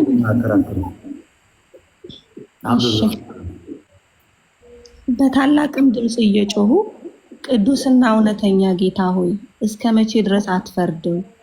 ደማችንንስ በምድር በሚኖሩት ላይ እስከ መቼ አትበቀልም አሉ። ከዛ እሱ ምን አላቸው? ለእያንዳንዳቸውም ነጭ ልብስ ተሰጣቸው፣ እንደነርሱም ደግሞ ይገደሉ ዘንድ ያላቸውን የባሪያዎችን ባልንጀራዎቻቸውን የወንድሞቻቸውን ቁጥር እስኪፈጸም ድረስ ገና ጥቂት ዘመን እንዲያርፉ ተባለላቸው። በጣም ጥሩ። ስለዚህ አሁን የአብዛኛው የፕሮቴስታንት ወንድሞቻችን እና እህቶቻችን ጥያቄ ቅዱሳን ከሞቱ በኋላ ከእግዚአብሔር ጋር እንደዚህ የሚሰማ ንግግርን አያደርጉም የሚል ሀሳብን ያነሳሉ። በአብዛኛው ሰው ሲጀመር የሚነጋገረው እኮ በስጋው አይደለም። ስጋው እኮ ሕያው ሆኖ የሚያወራው ነፍስ ስላለች ነው። ነባቢትነት ንግግር ማድረግ የስጋ ባህሪ ሳይሆን አስቀድሞ የነፍስ ነው አይደል? አይ ሲጀምር እኮ እግዚአብሔር የሙታን አምላክ አይደለም፣ የሕያዋን አምላክ ነው። በቃ የሕያዋን አምላክ ከሆነ ሕያዋን የሚሄዱት ወደ ማን ነው? ወደ እግዚአብሔር። እና ወደ እግዚአብሔር ሲሄዱ በምድር የነበረው ህብረታቸው ይቋረጣል ከክርስቲያኖች ጋር? አይቋረጥም። ስራቸው ሲከተላቸዋል አይከተላቸውም? ይከተላቸዋል። ከስራቸው ውስጥ አንዱ ምልጃና ልመና ጸሎት ነው አይደለ? ቅድም አንደኛ ጢሞቴዎስ ላይ እንዳነበብ ነው። በቃ ስለዚህ አሁን ደግሞ ራእይ ዮሐንስ ምዕራፍ 13 ቁጥር 14 አንብቡ። ስራቸው ይከተላቸዋል ይላል። ስራቸው ከተከተላቸው ከስራቸው አንዱ ቅዱሳን ምልጃ ማቅረብ ነው። ምልጃ የሚያቀርቡ ከሆነ ደግሞ ያ ስራቸው ከተከተላቸው በምድር ላለችው ቤተክርስቲያን በሰማይ ሆኖ ምንም አበበ እንትና ማለት አይጠበቅባቸው። በምድር አስተምረዋቸው ሰብከዋቸው ስለሄዱት እና ደግሞ በምድር ላይ ስላለችው ቤተክርስቲያን ጸሎት ማድረጋቸው ያለ ነው። ምንም እንኳን ከእናንተ ብለይ ብሏል እኮ አይደል ጳውሎስ። በመንፈስ ግን ከእናንተ ጋር ነኝ ካለ በመንፈስ ከእናንተ ጋር ነኝ እንዲል ያደረገበት እኛ ሁላችን ሰላም በክርስቶስ ኢየሱስ የተሳሰርንን አይደለንም ነን። በደንብ የታሰርን ያገኘነው ከክርስቶስ አንጻር ነው አይደለም? ከክርስቶስ የተወለድነው ከማይጠፋ ዘር ነው አይደለም? ከማይጠፋ ዘር። በቤተ ክርስቲያን ውስጥ ብልቶች ሆነን ገብተናል አልገባንም? ከክርስቶስ ጋር አካል ሆነናል አልሆንም? ሆነናል። ጌታ አንጻር ሕያዋንን አይደለንም? ሕያዋንን። አንዳችን በክርስቶስ ባለን ትስስር አንዳችን ለአንዳችን ጸሎት ማድረግ ይገባናል አይገባንም? በደንብ ነው የሚገባ። በሞት የሚቋረጥ ግንኙነት አለ በመካከላቸው? የለም። ምክንያቱም ሞትን ማን አሸንፎልናል? ክርስቶስ ኢየሱስ። ሞትን ክርስቶስ ካሸነፈልን እኛ ደግሞ በክርስቶስ ሕያዋን ከሆንን ስለምንድን ነው ታዲያ ቅዱሳን ምልጃ ዛሬም ድረስ የማይቀጥለው? ምንም ምክንያት የለውም እኮ አይደለ? እሱማ ምንም የለም። እሺ እንደዛ አልሽ። ሰዎች ስለሚሞቱ ነው እንበልሽ አይደለ እህቴ? መላእክት ይሞታሉ? አይሞቱም። ታዲያ መላእክት ዛሬም ድረስ ያማልዳሉ አያማልዱም? ያማልዳሉ። ግን አሁን መልአክ የእኛን ጸሎት ይሰማሉ እንዴ? የማይሰሙበት ምን ምክንያት አላቸው? ለምሳሌ ዘካርያስ ምዕራፍ 1 ቁጥር 12 ላይ ውጭ ትንቢተ ዘካርያስ አሁን እኮ የእኛን ጸሎት ይሰማሉ አይሰሙም አይደለም አይደለ? ሰላም ጥያቄው ሽፍት እንደ ያማልዳሉ ወይስ አያማልዱም ነው አይደለ? ያማልዳሉ አያማልዱም ነው ጥያቄ አይደለ? ሰላም ያማልዳሉ አያማልዱም ከሆነ መላእክት ሞት ያገኛቸዋል? በባህሪያቸው ሞት አያገኛቸውም አይደለ? ሰላም መላእክት አገኛቸው። ስለዚህ ምልጃቸው አይቋረጥም ማለት ነው። አንብቢው ዘካርያስ ትንቢተ ዘካርያስ ምዕራፍ 1 ቁጥር 12 ላይ ያለው። እሺ የእግዚአብሔር መልአክ መልሶ አቤቱ የሰራዊት ጌታ ሆይ እነዚህ 70 ዓመት የተቆጣሃቸውን ኢየሩሳሌምንና የአይሁድን ከተሞች የማትምራቸው እስከ መቼ ነው አለ። አሁን ምን እያደረገ ነው እዚህ ጋር መልአኩ? ጥያቄ ምህረት እየጠየቀ ነው አይደል? የምህረት ጥያቄ እየጠየቀ ነው አይደል? ማንን እየጠየቀ ነው? እግዚአብሔርን። ምልጃ ማለት እኮ ልመና ነው። ልመና እያቀረበ ነው አይደል? ማራቸው ብሎ ወደ እግዚአብሔር። ስለዚህ ይሄ ነው እኮ ምልጃ ማለት፣ ሌላ ነገር አለ። ማራቸው ብሎ ምህረት ነው ወደሚሰጥ ወደ አምላክ መጠየቅ ነው። ቀጣዩን አንብቡ ምን እንዳለው እግዚአብሔር። እግዚአብሔርን መልሶ ከእኔ ጋር ይነጋገር ለነበረው መልአክ በመልካምና በሚያጽናና ቃል ተናገረው። በምን ተናገረው አለ? ለጠየቀው ጥያቄ ምን አይነት መልስ ሰጠው? በመልካምና በሚያጽናና። ስለዚህ ቅዱሳን ያማልዳሉ፣ ምልጃቸውን ደግሞ ማን ይሰማል አለ? እግዚአብሔር። ስለዚህ አሁን ይሄ መልአክ ይሞታል አይሞትም? አይሞትም። ስለዚህ ዛሬም ለእኛ ቅዱስ ሚካኤል ያማልዳል አያማልድም? በዚህ ንግግር ያማልዳል። ግን የመላእክቶች ስራ ማለት ነው። ልደትዬ ያማልዳልሽ፣ ግን የመላእክቶች ስራ ማለት ነው። ከጅምሩ ከሰው ወደ እግዚአብሔር መውሰድ ነው ወይስ ከእግዚአብሔር ወደ ሰው ነው መልእክታቸው? ሁለቱንም ያደርጋሉ። ራዕይ ዮሐንስ ምዕራፍ 8 ላይ አውጭልኝ። እሺ ዛሬ ተማምነን የሚቀጥለው እሑድ ቄደር ትጠመቂያለሽ ወይ ክርስትና? ምዕራፍ ስንት? ምዕራፍ 8 ከቁጥር 4 ላይ አንብቡ። የዕጣኑም ጢስ ከቅዱሳን ጸሎት ጋር ከመልአኩ እጅ በእግዚአብሔር ፊት ወጣ። የማን ጸሎት? የዕጣኑ ከማን ጸሎት ጋር? ከቅዱሳን ጸሎት ጋር። ወደ ማን ሄደ? በእግዚአብሔር ፊት ወጣ። ማን ይዞት የወጣው? መልአክ። ስለዚህ ከሰዎች ወደ እግዚአብሔር ይዞ ይሄዳል አይሄድም? ይዞ ይሄዳል። ተመለሰ የኛውም ጥያቄዎች ማለት ነው። እንደገና ደግሞ ማቴዎስ ወንጌል ምዕራፍ 18 ቁጥር 10 ላይ አውጭልኝ።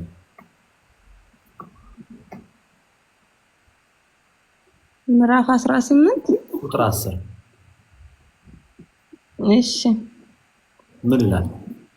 ከነዚህ ከታናናሾች አንዱን እንዳትንቁ ተጠንቀቁ። መላእክቶቻቸው በሰማያት ዘውትር በሰማያት ያለውን የአባቴን ፊት ያያሉ እላቸው። መላእክቶቻቸው ዘውትር የማንን ፊት ያያሉ? በሰማያት ያለውን የአባቴን ፊት። የአብን ፊት ያያሉ ማለት ነው አይደል? ነው። ስለማን ነው የሚያዩት?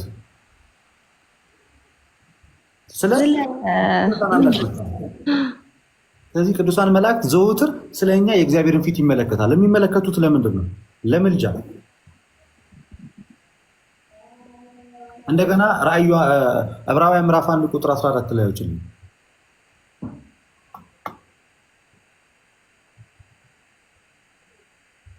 ምዕራፍ 1 ቁጥር 14 ላይ ከቶ ለማን ብሏል? እሺ አይደለ? ምዕራፍ 1 ቁጥር 14 ላይ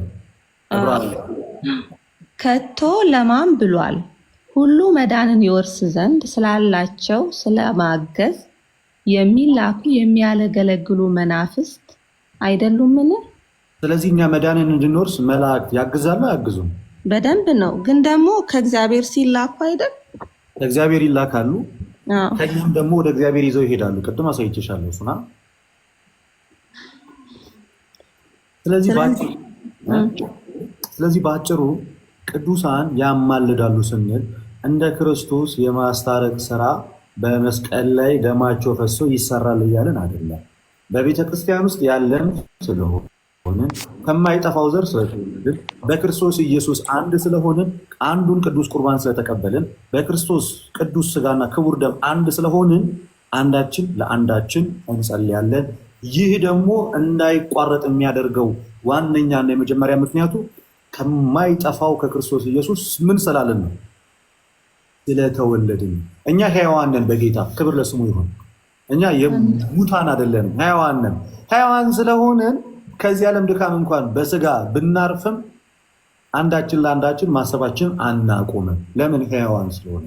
መጽሐፍ ቅዱስም የሚነግረን ይሄንን ነው ማለት ነው። አሁን አንድ ነገር ገብቶኛል። የቅዱሳን ምልጃና የክርስቶስ ኢየሱስ ምልጃ ፍጹም እንደተለያየ አሁን ተረድቻለሁ። ጀመር ክርስቶስ በዚህ ሰዓት ላይ ያማልዳል። ማኪያ ማነሽ ሰላም። አዎ አንድ ጊዜ ባቀረበው ደግሞ ከአቤል አንድ ጊዜ ያቀረበው ምኑ ነው? ደሙ። ያ ደም የቤዛነት ነው ወይንስ የምልጃ ደም ነው? በፍጹም ሰውነቱ ይማልዳል፣ በፍጹም አምላክነቱ ደግሞ ይፈርዳል። በፍጹም ሰውነቱ ምኑን ያቀረበው? ደሙ። ያ ደም የሚለምን ደም ነው ወይንስ የሚያድን ደም ነው? መጽሐፍ ቅዱስ ከአቤል ደም ይልቅ ምሕረትን ወደሚለምን ወደ ኢየሱስ ክርስቶስ ደም ቀርባችኋል ይለናል አይደል? እስኪ አውጪው እሱ ጋር የቱ ጋር ነው የሚለው? እሺ ዕብራውያን ምዕራፍ 12 ቁጥር 24 ላይ እሺ እናንብበው። እሺ አንቺ ያልሽውን ይላል። አው ከአቤል ደም ይልቅ የሚሻል ደም ይላል። ምሕረትን የሚለምን ይቅርታን የሚለምን እሺ አንብቢ እስኪ። ምሕረትን የሚለምን ይላል። እሺ ማለት አሁን እኔ ተረዳሁት ማለት ነው። አንብቢ እሺ። አይረበም ራስሽን እንድታስተካክዩ ነው። አንብቢ እሺ። ምሕረትን ወደሚለምን ይላል። አንብቢ እስኪ ቁጥር 24። እሺ ዕብራውያን ምዕራፍ 12 ቁጥር 24 ነው። የአዲስ ኪዳን መካከለኛ ወደሚሆን ወደ ኢየሱስ ከአቤልም ደም ይልቅ የሚሻለውን ወደሚናገር ወደ መርጨት ደም ደርሳችኋል። ወደሚለምን ምሕረትን ወደሚለምን ደም ደርሳችኋል አይልም አይደል? አይልም። እሱም ደግሞ ምሕረትን አይለምንም። አሁን ኮንቴክስቱን ከላይ ጀምሮ መጀመሪያ ችኛዋን እንግባባ። ሰላም። እሺ ደሙ ምሕረትን አይለምንም። ለምን መሰለሽ ደሙ ምሕረትን የማይለምነው? ደሙ በራሱ የኃጢአት ስርየትን ስለሚሰጥ አይደለ? አይደለ? ይሰጣል። ስለዚህ ደሙ የኃጢአት ስርየትን የሚሰጥ ከሆነና አቅም ያለው ደም ከሆነ ምሕረትን መለመን ይገባዋል? አይገባውም። ይህን ክፍል ላብራራለሽ። ለምን መሰለሽ? የአዲስ ኪዳን መካከለኛ ማለት ፍጹም ሰው ፍጹም አምላክ፣ በአጭሩ እሱ ቅድም አውርተነዋል። ከአቤል ደም ይልቅ የሚሻለውን ወደሚናገር መረጨት ደም ደርሳችኋል ማለት የአቤል ደም የሚናገረው ፍረድልኝ ፍረድልኝ ፍረድልኝ እያለ ነው፣ ስለተገደለ አይደለም። የኢየሱስ ደም ደግሞ ፍረድባቸውም ፍረድልኝም አይደለም። ያ ደም የሚናገር ደም ማለት ኃጢአትን ደምስሶ ይቅር ማለት የሚችል አቅም ያለው ደም ከአቤል በእጅጉ የተሻለ ደም ነው። የኃጢአት ይቅርታ ደም ነው እንጂ ፍርድን ሊያመጣ የመጣ ደም ሳይሆን የኃጢአት ይቅርታን የሚሰጥ ምንድን ነው? ደም ነው። የኃጢአት ይቅርታን የሚሰጥ ደም ነው። ስለ ብዙዎች ለኃጢአት ይቅርታ የሚፈስ የአዲስ ኪዳን ደሜ ነው ብሏል አይደለ ክርስቶስ? ስለዚህ ይሄ ደም ከአቤል የተሻለው በምን ምክንያት ነው? ለክስ የሚጮህ ደም ሳይሆን ምን የሚሰጥ ደም ስለሆነ ነው። የኃጢአት ስርየት ነው። እንትንን አንብቢልኝ እስኪ ኤፌሶን 1:7 ነው። ውጭና በጣም ግልጽ ያደርግልሻል።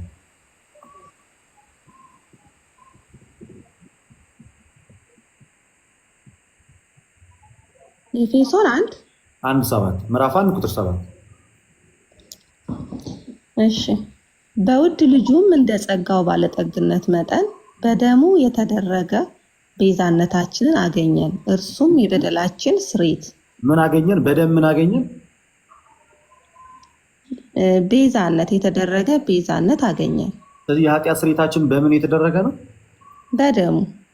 ስለዚህ ደሙ የኃጢአት ስርየትን ይሰጣል ማለት ነው። ስለዚህ ያ ደም ማማለድ አይደለም የሚጠበቅበት፣ የኃጢአት ስርየትን መስጠት ነው አይደል? ዕብራውያን ላይ ስለ ምልጃ ነው የሚያወራው ስላልሽኝ እስኪ ዕብራውያን ምዕራፍ 1 ቁጥር 3 አንብቢ እስኪ። እንዴት ያለ ግልጽና ኢየሱስ ክርስቶስ ሁሉንም ነገር በራሱ ኃይልና አቅም እንዳደረገ ዕብራውያን በጣም በሚገባ ይመልስልሻል። ክርስቶስ ሁሉን ቻይ አምላክ እንደሆነና በራሱ ሁሉንም አደረገ እንጂ አማለደ አይልም። ዕብራውያን 1:3 አንብቢ ሰላም ምዕራፍ 1 እርሱም የክብሩ መንጸባረቅና የባህሪው ምሳሌ ሆኖ ሁሉም በስልጣኑ ቃል እየደገፈ ሁሉን ምን እያደረገ እርሱ የክብሩን መንጸባረቅ የባህሪው ምሳሌ ሆኖ ሁሉም በስልጣኑ ቃል ሁሉን በራሱ ስልጣን አይደለ? አዎ። በጣም ጥሩ ቀጥይ። ኃጢአታችንን በራሱ ካነጻ ኃጢአታችንን በምንድን ያነጻው? በራሱ።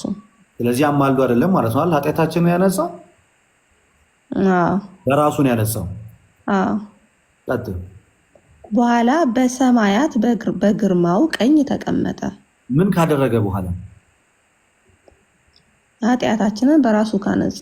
ስለዚህ ክርስቶስ ኃጢአታችንን በራሱ ነው ያነጻው። ያ ማለት በሞቱ ነው የገደለው ማለት ነው ሞታችንን እንጂ አማልዶን አይደለም። ስለዚህ የኢየሱስ ደም አማላጅ ደም ነው ታዲያ ወይስ አስታራቂ ደም ነው? አስታራቂ። ኃጢአት ይቅርታን የሚሰጥ ደም ነው ወይንስ ምህረትን የሚለምን ደም ነው?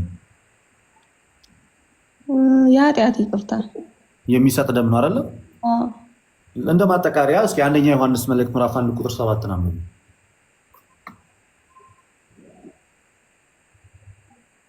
ምዕራፍ 1 ቁጥር ስንት? ቁጥር 7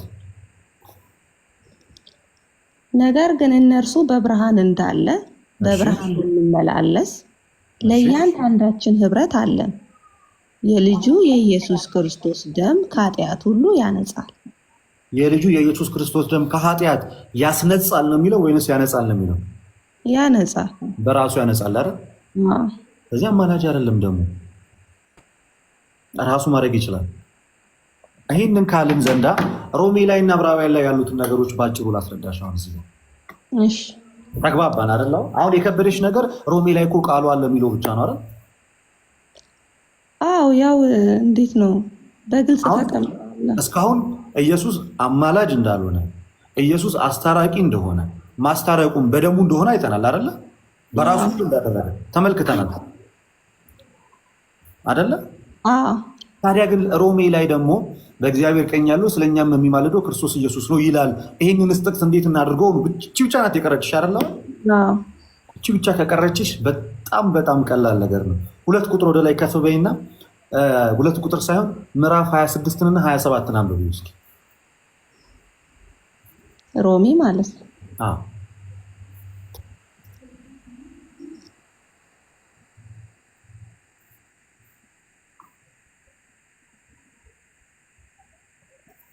27 እና 28 26 እና 27 እሺ።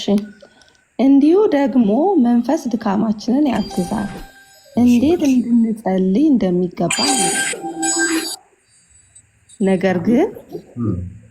ነገር ግን መንፈስ ራሱ በማይነገር መቃተት ይማልድልናል።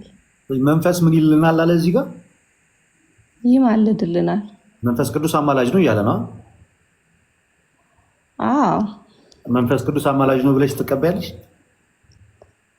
አጋዥ፣ ረዳት። እንዴት አንዳንዴ ጸሎት መጸለይ በሚያቅት ሰዓት 27 ግልጽ ያደርገዋል። 27 ላይ ደግሞ በደምብ ግልጽ ያደርገዋል። እሺ፣ ልብንም የሚመረምረው የመንፈስ ሐሳብ ምን እንደሆነ ያውቃል፣ እንደ እግዚአብሔር ፈቃድ ስለ ቅዱሳን ይማልዳል። ማነው እንደ እግዚአብሔር ፈቃድ ስለ ቅዱሳን ይማልዳል? መንፈስ ቅዱስ። ስለዚህ መንፈስ ቅዱስን ይሄን ጥቅስ ይዘሽ አማላጅ ነው አትዩማ አልልም። ግን እኮ ልደትዬ ያኛው የክርስቶስ ኢየሱስ እንመጣለን። ቃሉ እዛ ጋር የተጠቀሙት ቃል ተመሳሳይ ቃል ነው። አማላጅ ተመሳሳይ ነው። ምንም ልዩነት የለውም። የመንፈስ ቅዱስ ጋር ስንደርስ አይ ይለምናል ማለት አይደለም ብለናል። ምን ተረጉሞ ይለምናል ብንል ራሱ ወይም ደግሞ ይማልድናል ብለን ብንል ራሱ እኛ እንድንታገዝ ወይም ደግሞ እኛን ለመርዳት ማለት ነው። እኛን ለመርዳት ነው አይደል? እንጂ የምር መንፈስ ቅዱስ አማላጅ ሆኖ ሳይሆን እኛን ለማገዝ ነው አይደል? እኛን ለማገዝ። የክርስቶስ ኢየሱስም አማላጅ ሆኖ ሳይሆን እኛን ለማገዝ እኛን ለመርዳት ነው። ለእኛ ካለው ጥልቅ ፍቅሩ የተነሳ ለእኛ ካለው ጥልቅ ፍቅር የተነሳ ሞቶ ተነስቶ ሕይወትን ሰጥቶ ይሄ በዚህ ብቻ ያበቃ አይደለም። ዛሬም የማይቋረጥ እገዛው ከእኛ ጋር እንደሆነ ለማሳየት ቅዱስ ጳውሎስ ስለኛ የሚማልደው ክርስቶስ ኢየሱስ ነው ብሎ ተናገረ። እግዚአብሔር አብ ይማልዳል እንደተባለ ታውቂያለሽ መጽሐፍ ቅዱስ ላይ? አዎ። ስለዚህ እና ታዲያ አብም ይማልዳል ከተባለ ወልድም ይማልዳል ከተባለ መንፈስ ቅዱስ ይማልዳል ከተባለ ወደ ማን ይማልድ ነው? ስለዚህ እንደነዚህ አይነት ቃላቶችን ይዘን ሶስቱንም አማላጅ እናደርጋቸዋለን? አናደርግም። ለምንድን የተባለው ብለን መጠየቅ አለብን አይደለ?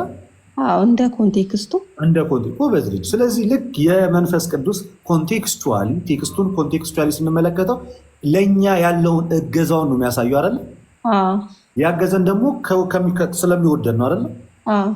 ስለዚህ ፍቅሩን የሚገልጽ ነው ማለት ነው። እዛ ጋር መልጃው አይደለ? ልክ የኢየሱስ ክርስቶስም ይማልዳል የተባለው ለእኛ ካለው ፍቅር የተነሳ እገዛውን ለማሳየት ነው አይደለ? ስለዚህ ይማልዳል የሚለው ፓርት ለእኛ ያልተቋረጠ ፍቅሩን ለማሳየት ነው እንጂ ይለምናል ለማለት አይደለም። መላእክትን እንኳን ግደሉ አድኑ ብሎ የሚልክ ጌታ እንዴት ይለምናል? እኔና አብ አንድ ነን ያለ ጌታ እንዴት ይለምናል? ሁሉም በስልጣኑ ቃል በደልና ኃጢአታችንን ያነጻ አምላክ እንዴት ነው አብን የሚለምን? አይደለም ጌታ ሊያደርገው አብ እንኳን እንዲህ ያለውን ስርዓት አይፈቅድም። ምክንያቱም ክርስቶስን ጌታ ኢየሱስና አብ በመለኮት አንድ ናቸው።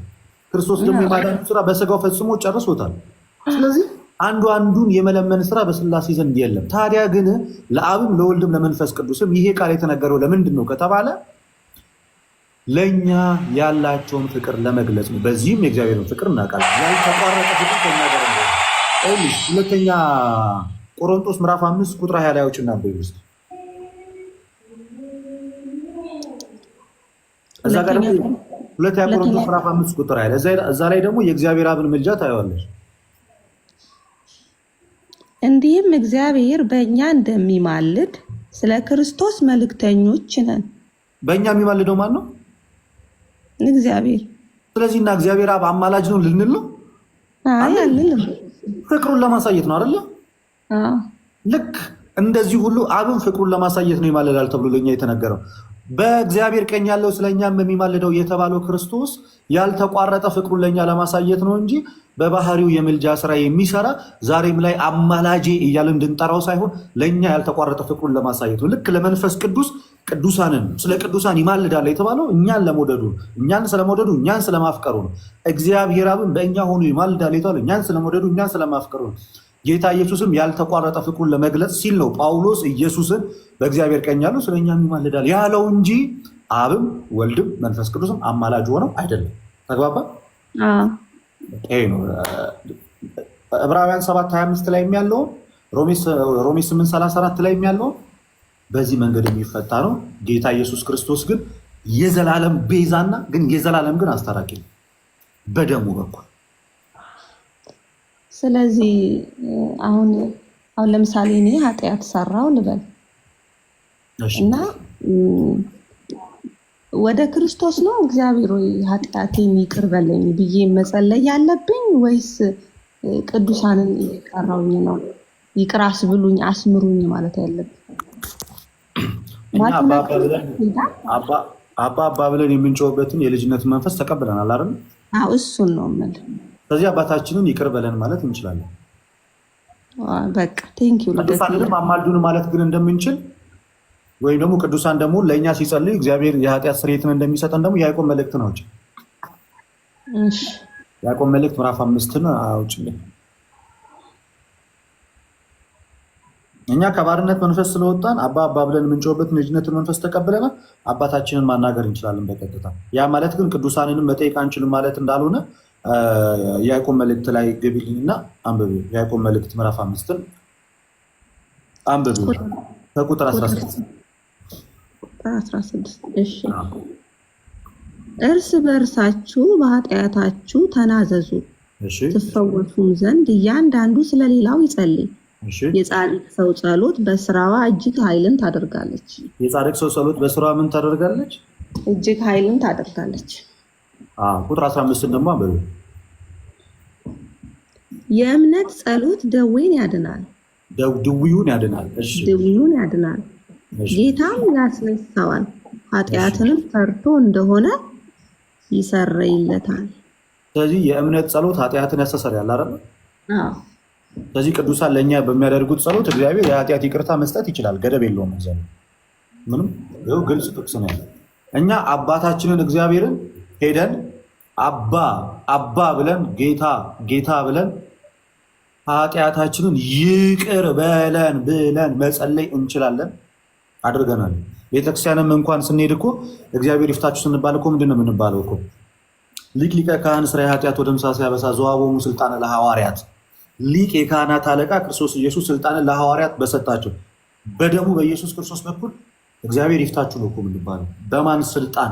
በኢየሱስ የማዳን ስራ ነው ኃጢአት ይቅርታን ራሱ የምናገኘው። እና ወደ አባታችንም እንደምንጸልይ እኮ ማለት ነው በቤተክርስቲያን እኮ እንጸልያለን።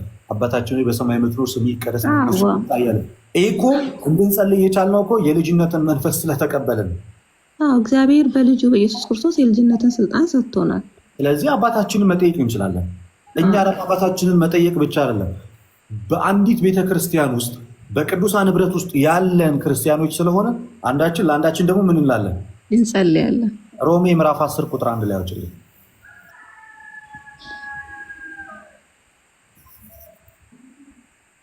ምዕራፍ 10 ቁጥር 1 ላይ እሺ ምን ይላል? ወንድሞች ሆይ የልቤ በጎ ፈቃድና ስለ እስራኤል ወደ እግዚአብሔር ልመናዬ እንዲድኑ ነው። ይሄንን ማን ነው እያደረገ ያለው? ጳውሎስ። ጳውሎስ ወደ ማን እየጸለየ ያለው? ወደ እግዚአብሔር። ምን እንዲሉ? የልቤ በጎ ፈቃድና ስለ እስራኤል ወደ እግዚአብሔር ልመናዬ ምን እንዲሉ ነው አለ? በእግዚአብሔር በጎ ፈቃድ እንዲኖሩ እንዲድኑ። እንዲድኑ ቃላቶች ላይ መጠንቀቅ አለብን። እሺ እንዲድኑ። ማን ነው ይህንን ምልጃ እያቀረበ ያለ? ጳውሎስ። በጣም ጥሩ። ስለዚህ ይሄንን ይመስላል ማለት ነው። ሌላ ጥያቄዎች ምንድን ነው? ሌላ ጥያቄ አሁን ለምሳሌ በፕሮቴስታንት ሰው አምኖ ነው መዳን የሚችለው አይደለ? ካመንክ በኋላ ነው። አምኖ ሳይሆን በእምነት ብቻ ነው። በእምነት ብቻ ነው። በእምነት ብቻ እና የእናንተን አረዳድ ብትነግረኝ። ግራንት ሲደመር ብላችሁ ነው ወይስ ካመናችሁ በኋላ ያ ያመናችሁበት ከእግዚአብሔር ያገኛችሁት ስልጣን ወይም ደግሞ እሱን የመምሰል የቅዱስነት ህይወት ነው የሚያስገድዳችሁ? ነው ሌላ ጊዜ እናድርገው። ባራ እንቀጥል፣ ምንም ችግር የለውም። እንቀጥል። በጣም ጥሩ። በጣም በሚገርም ሁኔታ የፕሮቴስታንቱን አስቀድሜ ይልናል። የፕሮቴስታንቱ የመዳን ትምህርት በመጽሐፍ ቅዱስ ላይ የተጻፈው የመዳን ትምህርት እንዳልሆነ የምናውቀው ምን ብሎ ነው የሚጀምረው? መዳን በእምነት ብቻ እና ብቻ ነው ብሎ ነው የሚጀምረው አይደለ? እንደዛ ነው። ሶላ ፊዴ። የምርም ግን መጽሐፍ ቅዱስ ይህንን ትምህርት ያውቀዋል ወይ? በፍጹም አያውቀውም። እንደውም ለመጽሐፍ ቅዱስ እንግዳ የሆነ ትምህርት ነው። ባይሆን መጽሐፍ ቅዱስ በተቃራኒው የሚያውቀው እምነት ብቻ የሚለውን ሳይሆን ሰው በእምነት ብቻ ሳይሆን በስራ እንዲጸድቅ ታያላችሁ ብሎ የያዕቆብ መልእክት ምዕራፍ 2 ቁጥር 24 አንድ የስኩን ጥቅስ አንብቢልኝና ወደኛ ማብራሪያ ያገባል። እሺ የያዕቆብ መልእክት ምዕራፍ 2 ቁጥር 24 አንብቢ እስኪ። አንዴ ሰው በእምነት ብቻ ሳይሆን በስራ እንዲጸድቅ ታያላችሁ። ሰው በምን ጭምር ይጸድቃል አለ? በስራ። እምነት ብቻ ግን አያጸድቅም እያለ ነው። አዎ። ስለዚህ ኤክስ እምነት ብቻ የሚለው የፕሮቴስታንት ትምህርት የመጽሐፍ ቅዱስ ትምህርት ሳይሆን የሰዎች ትምህርት እንደሆነ በዚህ ተረዳ። አሁን የኛን ላስረዳሽ። የኛ የመዳን ትምህርት ምን እንደሆነ ላስረዳችሁ። የኛ የመዳን ትምህርት እጅግ በጣም መጽሐፍ ቅዱሳዊ ሐዋርያዊ ትውፊቱን የያዘ ነው። እኛ በእምነት እንደሚዳን እናምናለን። ሰው እንደምታውቁት ከእግዚአብሔር አምላክ ጋር ተጣልቶ ነበር። በባህር የመጣበትን ሞት በራሱ ስልጣን ማስወገድ አልቻለም ነበር። ለዘመናትንም መዳንን የሚሻ እንጂ ራሱን ማዳን የቻለ አልነበረም። ከዚህም የተነሳ በዮሐንስ ወንጌል ምዕራፍ 3 ከቁጥር 16 ላይ እግዚአብሔር አንድያ ልጁን እስኪሰጥ ድረስ ዓለምን እንደወደደ ተመልክተናል። እግዚአብሔር አንድያ ልጁን የላከው ዓለምን ስለወደደ ነው። ዓለም በልጁ በኢየሱስ ክርስቶስ በኩል እንዲድን። ኦኬ። ስለዚህ ሰዎች በበደላችን ሙታን ነበር። በራሳችን አቅም መዳን አልቻለም። አምላክ በስጋ ተገለጠ ሰዎችን ለማዳን። ስለዚህ ክርስቶስ በመስቀል ላይ የማዳኑን ስራ ሰራ። ይህ የማዳኑን ስራ የሰው ልጆች በስራቸው ወይንስ በጸጋ ይቀበሉታል? ኖ፣ በጸጋ ይቀበሉታል። እኛ እንደዚህ እናምናለን። ኤፌሶን ምዕራፍ 2 ቁጥር 8 ላይ ጸጋው በእምነት አድኗቸዋል፣ ማንም እንዳይመካ ከስራ አይደለም አለ። ያ ከሞት ወደ ህይወት፣ ከጨለማ ወደ ብርሃን፣ ከራቁትነት ክርስቶስን ወደ መልበስ የመጣ ነው። ከባርነት ወደ ልጅነት የመጣ ነው። በስራችን አይደለም፣ አምነን በመጠመቅ ነው።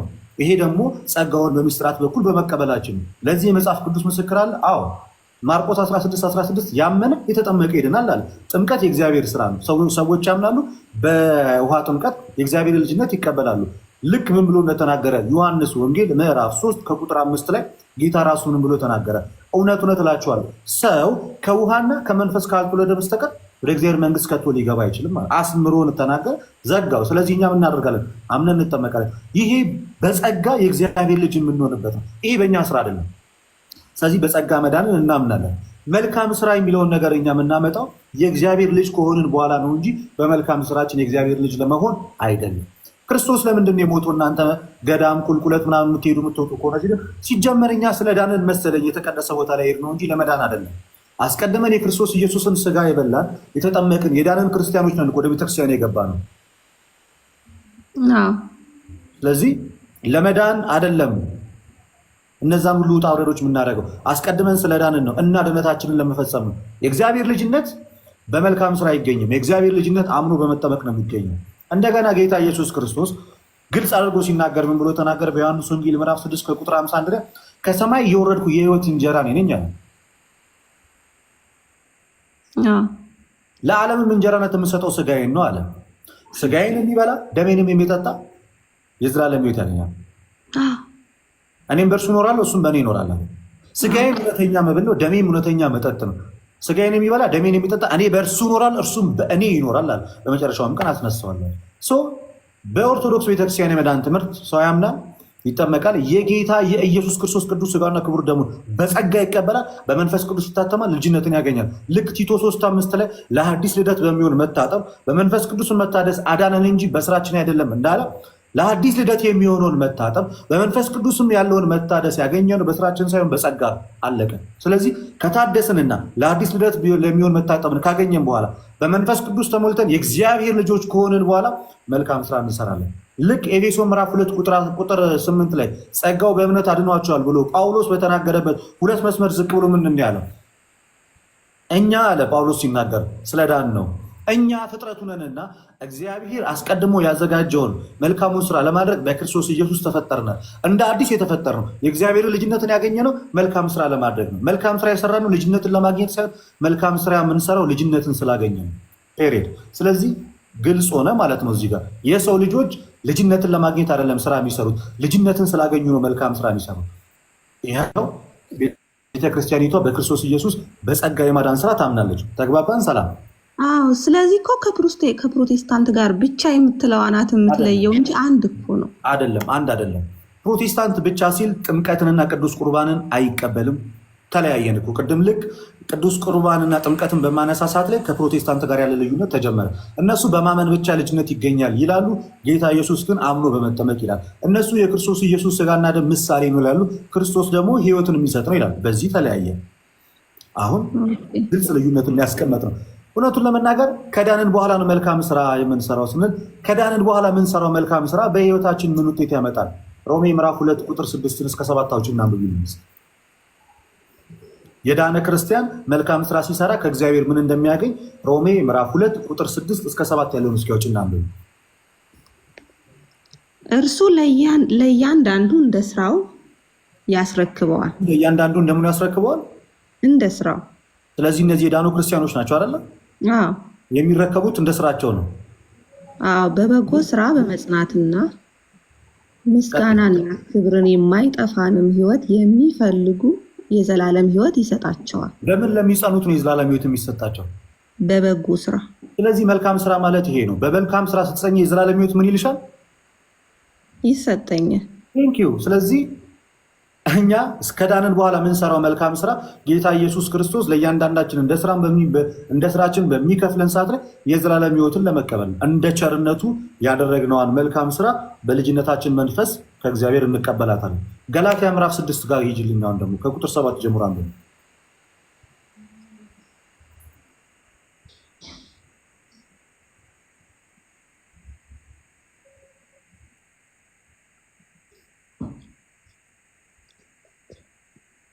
ምዕራፍ 6 ምዕራፍ 6 ከቁጥር 7 ጀምሮ ገላትያ። አትሳቱ፣ እግዚአብሔር አይዘበትም። አትሳቱ፣ እግዚአብሔር አይዘበትበትም። ኦኬ፣ እሺ ቀጥይ። ሰው የሚዘራውን ሁሉ ያንኑ ደግሞ ያጭዳልና። ሰው የሚዘራውን ያጭዳል አይደለ? መልካም ስራ ከሰራ መልካም ያጭዳል፣ ክፉ ከዘራ ግን ምን ያጭዳል?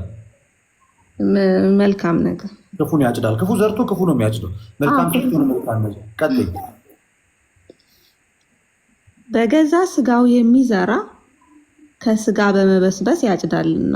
በገዛ ስጋው የሚዘራ ማለት በገዛ ስጋ ኃጢአትን የሚዘራ ከስጋ መበስበስን ምን ይላል? ያጭዳልና። ያጭዳል ወይም የዘላለም ሞትን አይደለ? ቀጠል ብለሽ አንብቢ። በመንፈስ ግን የሚዘራው ከመንፈስ የዘላለም ሕይወትን ያጭዳል። በመንፈስ የሚዘራ ከመንፈስ ምን ያጭዳል? የዘላለም ሕይወትን ያጭዳል። በመንፈስ መዝራት ማለት መልካም ስራ ነው። ስለዚህ የዘላለም ሕይወት በመልካም ስራ ይታጨዳል አይታጨድም? ይታጨዳል፣ ይጸናል። በጣም ጥሩ። ቀጥለሽ አንብቢ። ባንዝልም በጊዜው እናጭዳለንና መልካም ስራ ለመስራት አንታክት። ስለዚህ ባንዝል በጊዜው እናጭዳለን ማለት ባንደክም በጊዜው ከክርስቶስ ኢየሱስ የዘላለም ሕይወት እንቀበላለን። ምን ለመስራት ምን ለማድረግ አንታክት አለ ጳውሎስ? እየሰራን መስራት። መልካም ስራ ለማድረግ አንድከም አለ አይደለ? አንድከማ።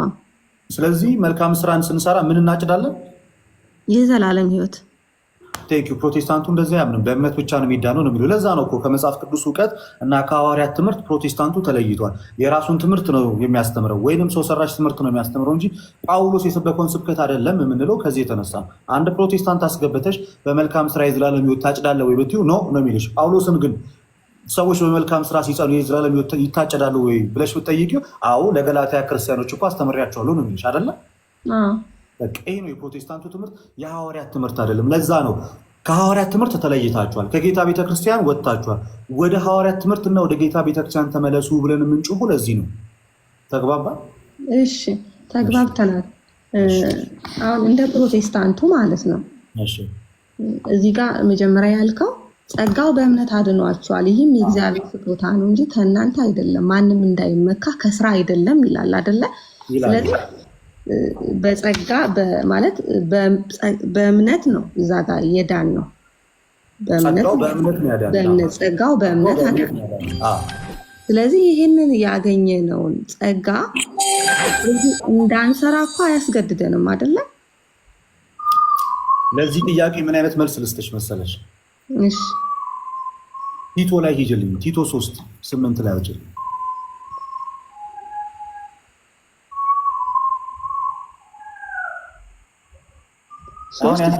አሁን የነገርኩሽን የመጽሐፍ ቅዱስ ትምህርቶች ፕሮቴስታንቱ አይቀበላቸውም። ቲቶ 3:8 ነው ጭና። እሺ ቃሉ የታመነ ነው፣ እግዚአብሔር የታመነ ነው። ስለዚህ ይህን የታመነ ቃል ፕሮቴስታንቶች ይክዱታል። አንብቡ ታገኘዋለሽ። እሺ እግዚአብሔርንም የሚያምኑት በመልካም ስራ በጥንቃቄ እንዲጸኑ እነዚህን አስረግጠ እንድትናገር እፈቅዳለሁ። ቀጠል ምን ይላል? ይህም መልካምና ለሰዎች የሚጠቅም ነው። ጳውሎስ አስረግጦ እየተናገረ ያለው ክርስቲያኖች በምን እንዲጸኑ ነው? በስራ። በምን ስራ? በመልካም ስራ። በመልካም ስራ ሲጸኑ ምን ያጭዳሉ? የሚጠቅም የዘላለም ሕይወት ያጭዳሉ። ገላትያ ላይ ወደኋላ ስንመለስ ያ። ስለዚህ ፕሮቴስታንቱ በመልካም ስራ የዘላለም ሕይወት ይታጨዳል ብለው ከነ አያምኑም። ጳውሎስ ግን ያምናል።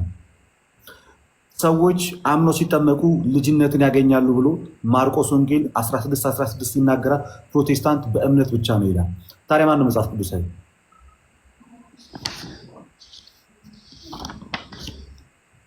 አይ እኔ አሁን ማለት ያለ ስራ እምነት ብቻውን ሙት እንደሆነ አምናለሁ። በቃ እንደዛ የምታምኚ ከሆነ እምነት ብቻ የሚለው ትምህርት የሞተ ነው። ያዕቆብ መልእክት ላይ ሂጂልኝ። በዚህ አጋጣሚ ካመጣሽው አይቀር ካመጣሽ ማርያም ታምጣሽ የሚባል ነገር አለ። ያዕቆብ መልእክት ላይ ሂጂ። እሺ ምዕራፍ ስንት? ምዕራፍ 2 ከቁጥር 14 ላይ ነው።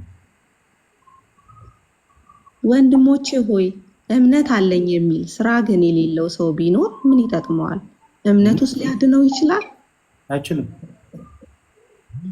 አይችልም። ሲጀምርም አይችልም። ስለዚህ እምነት ብቻውን አያድንም ማለት ነው አይደለ? እምነት ብቻውን የማያድን ከሆነ ፕሮቴስታንት እምነት ብቻውን ያድናል ሲል ተሳስቷል ማለት ነው። በዛ እምነት ውስጥ ያለ ሰውም ተሳስቷል ማለት ነው። ያንን እምነት በስራ ካልገለጠው አይድንም እንጂ የዘላለም ሕይወትን ያገኝ። በቃ ስለዚህ ስህተቱ የሚጀምረው ከዚህ ነው፣ እምነት ብቻ የሚለው። እሺ አነበብሽው አይደል? አዎ። ስለዚህ በአጭሩ እምነት ብቻ ተብሎ የተነገረው የፕሮቴስታንቱ እምነት በመጽሐፍ ቅዱስ ሲመዘን የተሳሳተ ትምህርት ነው እና የኛ የመዳን ትምህርት በሶስት መንገዶች ይከፈላል። በምን መሰለሽ? እሺ ድኛለሁ፣ እየዳንኩኝ ነው፣ እድናለሁ በሚል በእነዚህ ሶስት ሂደቶች፣ ሶስት አይነት ድነት አይደለም ያልኩት፣ ሶስት አይነት ሂደቶች። ድኛለሁ ብዬ ስናገር ከሞት ወደ ህይወት፣ ከጨለማ ወደሚደነቅ ብርሃን ያለ ስራዬ መጥቻለሁ እያልኩ ልክ ኤፌሶን ምዕራፍ 2 ቁጥር 8 ላይ እንደሚናገረው ጸጋው በእምነት አድኗቸዋል። እየዳንኩኝ ነው ማለት ደግሞ ድነቴን እየፈጸምኩኝ ነው እያልኩ ነው። ፊልጵስዩስ ምዕራፍ 2 ቁጥር 12 አውጪልኝ አንዴ አንብብልኝ። ፊልጵስዩስ ምዕራፍ 2 ከቁጥር 12 ስለዚህ ወዳጆቼ ሆይ ሁልጊዜ እንደታዘዛችሁት በእናንተም ዘንድ በመኖሬ ብቻ ሳይሆን ይልቁን አሁን ስርቅ በፍርሃትና በመንቀጥቀጥ የራሳችሁን መዳን ፈጽሙ። የራሳችሁን መዳን ምን በሉ ፈጽሙ። እነዚህ ሰዎች ያልዳኑ ሰዎች ናቸው እንዴ? ይዳኑ። ግን መዳናቸው ምን ማለት አለባቸው? መፈጸም። ለዛ ነው እየዳንኩኝ ነው ስል ድነቴን እየፈጸምኩኝ ነው አልኩሽ። እሺ ሶስተኛ ላይ ደግሞ ምን አልኩሽ? እድናለሁ አልኩሽ ደግሞ አይደለ? ምንድነው እንደዛ ያልኩሽ? አሁን ደግሞ ለዚህም ጥቅስ ልስጥሽ አይደለ? ማቴዎስ ወንጌል ምዕራፍ 24 ከቁጥር 13 ላይ ውጪልኝ። ምዕራፍ 24 ከቁጥር 13 እስከ መጨረሻ የሚጸና ግን እርሱ ይድናል። እስከ ምን የሚጸና ነው የሚድነው? እስከ መጨረሻ። አየሽ፣ ሰዎች መጽናት አለባቸው። እድናለሁ ስል እስከ መጨረሻው እጸናለሁ። እስከ መጨረሻው ከጸናው ደግሞ ጌታ ኢየሱስ ክርስቶስ ምኑን ይሰጠኛል? የዘላለም ሕይወት መንግስቱን ይሰጠኛል። ስለዚህ የቤተ ክርስቲያናችን ወይንም የእኛ የክርስቲያኖች የመዳን ትምህርት ድኛለሁ ስል በአዳም በኩል ከመጣው ውድቀት በክርስቶስ ሕይወትን አግኝቻለሁ ማለት ነው። እድናለሁ ስል በክርስቶስ ኢየሱስ ሕይወት ካገኘው በኋላ በዛ ሕይወት እመላለሳለሁ ማለት ነው። እየዳንኩኝ ነው ማለት ነው። እየዳንኩኝ ነው ማለት በክርስቶስ ኢየሱስ ባገኘሁት የመዳን ሕይወት እመላለሳለሁ። እድናለሁ ስል ደግሞ በመልካም ስራ ስንጸና እና እስከ መጨረሻው የጸና እርሱ ይድናል ስለሚል ያኔ ጌታ ሲመጣ ለወዳጆቹ የሚሰጠውን እቀበላለሁ እያልኩኝ ነው በተስፋ። ግልጽ ሆነልሽ አይደል? ግልጽ ሆነልኝ። መልካም ስራ የሚለው የሚመጣው በክርስቶስ ኢየሱስ አምነው ተጠምቀው የጌታን ቅዱስ ስጋና ክቡር ደም ተቀብለው ልጅ ከሆኑ በኋላ ነው የሚመጣው መልካም ስራ። ፕሮቴስታንቱ ግን ሲያደናግርሽ ምን ይልሻል? ይሄ እኮ ይጾማሉ፣ ይጸልያሉ፣ ድንጋይ ይሸከማሉ፣ ጌታ ግን እንደሞተላቸው ረስተዋል። ኖ ጌታ እንደሞተ ልረስተን አይደለም። በጌታ ስለዳንን ነው እንደዚህ አይነት መልካም ስራዎችን እየሰራን ያለ ነው እንጂ የጌታን ደም ለመተካት አይደለም። ተግባባ? ይሄ ነው የኛ ትምህርት። ስለዚህ መጽሐፍ ቅዱሳዊ ነው አይደለም ትምህርታችን? መጽሐፍ ቅዱስ ነው ግን ማለት ነው ልደትዬ። አሁን እዛ ገዳማት ላይ ማለት እኔ አላውቅም ከዛ እምነት ስላልወጣው፣ ግን አሁን ድንጋይ የሚሸከሙት የሆነ ጉድጓድ ነገር የሚወጡት ምናምን ለመጽደቅ ነው ወይስ ለምንድን ነው? ይሄንን መስራት ለምን አስፈለገ? ከክርስቶስ ኢየሱስ ጋር ከመከራው ጋር ተካፋይ ለመሆን። ላውጣልሽ ጥቅስ እሱ ጋር ምን መሰለሽ? ሮሜ ምዕራፍ 8 ቁጥር 17 ነው። ሮሜ ምዕራፍ 8 ቁጥር 17 ነው። እሺ ቁጥር 17 አንብቢው። ከዛ ምን ይላል? ልጆች ከሆንን ወራሾች ደግሞ ነን። ልጆች ከሆንን ወራሾች ነን። በጣም ጥሩ። ቀጥይ። ማለት የእግዚአብሔር ወራሾች ነን። ኤግዛክትሊ የስ። አብረንም ደግሞ እንድንከብር አብረን መከራ ብንቀበል ከክርስቶስ ጋር አብረን ወራሾች ነን። ከክርስቶስ ጋር ምን መቀበል አለብን ይላል እዚህ ክፍል ላይ? መከራ። በቃ በገዳም ያሉትም ሰዎች ከክርስቶስ ጋር መከራን እየተቀበሉ ነው። ድካም ነው ያ ሁሉ ነገር። ለምን? አብረው ወራሾች ስለሆኑ። እሺ ግን አሁን ገዳም ያሉ ቄሶችን ካህናትን ምናምን አይደለም ልደትዬ እያልኩ ያለሁት። አሁን ከከተማ ሄደው ከከተማ ሄደው ድንጋይ ምናምን የሚሸከሙት ለኃጢአት ነው ወይስ ለኃጢአት ስርየት አይደለም? ለኃጢአት ስርየት አይደለም። ድንጋይ በመሸከም የኃጢአት ስርየት አይገኝም። ስለዚህ ለምንድን ነው አሁን እነሱ የሚሸከሙት? ለበረከት፣ የቦታውን ቃል ኪዳን ለማግኘት በቃ ከእንደዛ አይነት አንጻር ነው እንጂ በተሸከሙት ድንጋይ የኃጢአት ስርየትን ለማግኘት አይደለም። ስለዚህ በረከት ለማግኘት ነው ማለት ነው። በረከት ለማግኘት ነው። እሺ፣ እስካሁን ጠይቀሽ እንደ መጽሐፍ ቅዱስ ያልተመለሰልሽ ጥያቄ አለ? አይ የለም። በጣም ጥሩ። የምታነሹ ሌላ ተጨማሪ ጥያቄ አለ? አሁን ስራ ልወጣ ነው። ሌላ ጊዜ ደግሞ 1-3 ጥያቄ ይዤ እመጣለሁ። ማለት ክብር ለእግዚአብሔር ብቻ ምናምን የሚሉ 3 አሉ ያዘጋጀዋቸው። እነሱም ደግሞ ይዤ እመጣለሁ። ምንም ችግር የለም። እሺ ልደትዬ፣ አመሰግናለሁ በጣም። እግዚአብሔር ይርዳሽ። አሜን። እግዚአብሔር ወደ ቅዱስ ቤተክርስቲያን ህብረት ይጨምርሽ። አሜን አሜን። እሺ በርቺ። እግዚአብሔር ካንቺ ጋር ይሁን። እሺ አሜን። እሺ ኦኬ። ዌል እንግዲህ ተሜ፣ አኪያ፣ ዶክተር ስምሪ እንዴት ናችሁ? ሁላችሁ ሰላም ናችሁ? እንኳን ደህና መጣችሁ። ሰላም ክርስቶስ ይብዛላችሁ። ቃለ ሕይወት ያሰማልን። በጣም ብዙን ያስተማርከን ደስ የሚል ትምህርት ነው። አንድ ሀሳብ ግን ላስታውስ ብዬ ነው እና እነዚህን እምነቶች ብታምን ወደ ቤተክርስቲያን ካልተጨመረች ድነት እንደሌለና ፕሪስቱድ ላይም አንብባ እንድትመጣ ብትነግራት አሪፍ ነው። እሱን ላስታውስ ብዬ ነው። ለምን እምነቱን ተስማምታ ብትይዝም ትክክለኛ በሆነ ክህነት ካልተፈጸመ እንደማያድን ማመን እንዳለባትም በዛው እንድትነግራት ነው። ሲጀመር ይሄ እምነት የሚገኘው እኮ በፕሮቴስታንቱ ሳይሆን በኦርቶዶክስ ቤተክርስቲያን ውስጥ ነው እና ይህንን እምነት ይዞ ወደ ቤተክርስቲያን መምጣትና በእውነተኛው በሐዋርያዊ ቅብብሎች ያንን ጥምቀት መፈጸም ተገቢ ነው። ልክ ሰው ሲያምን አምኖ መጠመቅ አለበት። የት? በቤተ ክርስቲያን። የዛን ሰዓት ላይ የጌታ የኢየሱስ ክርስቶስ ሙሽራ ይሆናል። እሺ፣ እናመሰግናለን ዶክተር። ይሄ ቆንጆ ሀሳብ ነው። ልክ ነሽ። ይሄ የመጀመሪያ ሴሽናችን ነው፣ እየቀጠለ ይሄዳል። እግዚአብሔር አምላክ ይርዳል። ተመስገን። ሰላም ነው ወንድማችን። ልደትዬ፣ አንዴ ለዶክተር የምለው ነገር ነበረ። እሺ፣ ማለት በደንብ ለጥያቄዎቻችን መልስ ካገኘንና ትክክል ነው ብለን ካሰብን እኮ የማንመጣበት ምንም ምክንያት የለም። ትክክል። እሷም ለማለት የፈለገችው ልክ ሙሉ ለሙሉ ጥያቄ ሲመለስልሽ መዳንሽም ሙሉ እንዲሆን የሚፈጸሙ በቤተክርስቲያን ስለሆነ ቤተክርስቲያን እጃችን ዘርግተን እንቀበልሻለን፣ በእውነተኛው ክህነት ትጠመቂያለሽ ነው እያለችሻለሽ።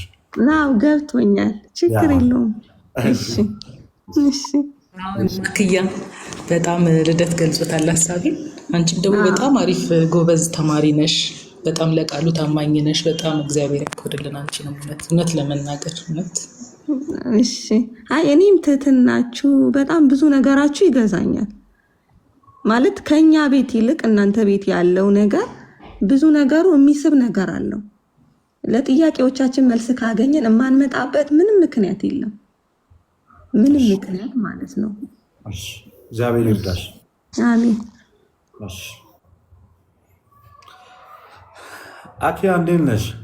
በቅርብ የመጣች እህታችን ናት። ሰላም። አኪያ ማለት እንደዚሁ ተምራ ጠይቃ መርምራ አንብባ ተረድታ ወደ ሳምንትም አልሆናትም፣ ነገ ሳምንት ወደ ቤተክርስቲያን ከተጨመረች። የሚገርምሽ ባለፈው ዌልካም እያላችኋት እያየው ነበር።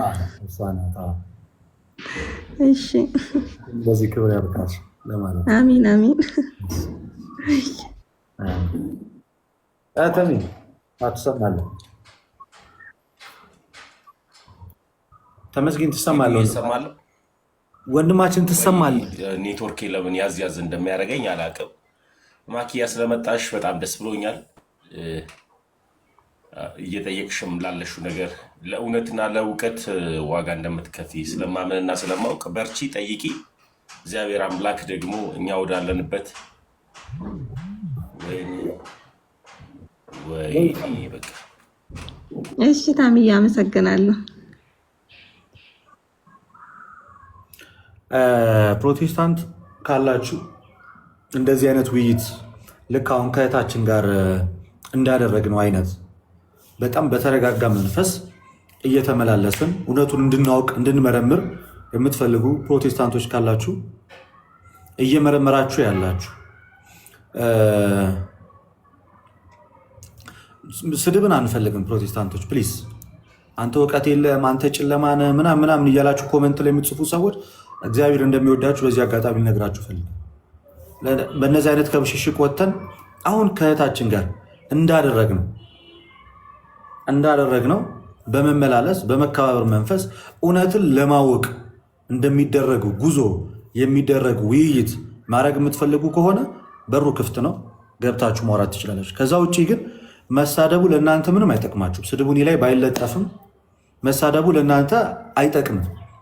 የጨለማ ልጅ የእንትና ልጅ ምናምን እያላችሁ ማውራቱ አይጠቅምም። የሚጠቅመን መጽሐፍ ቅዱስን ገልጠን የጨለማ ልጅ ቢሆንማ መጽሐፍ ቅዱስን እየጠቀስኩ ባላወራዋችሁ ነበር። ስለዚህ ተረጋግተን እናውራ። በጣም በሰከነ መንገድ እውነቱን እንመርምር ነው። ኦኬ ወያቄ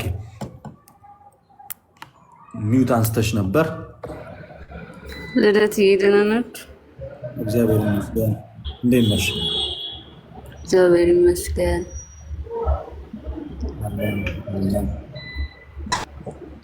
ቆንጆ ትምህርት ነበረ። ይሄን አለማወቃችን ነው ሲጀመር ያስወጣንም እና ደስ ብሎኛል። እሺ አቶ እውነት ነው። ይህን ትምህርት በደንብ መስማት አለብን። ከዛም በቤተክርስቲያን ጸንተን መቀመጥ መቻል አለብን።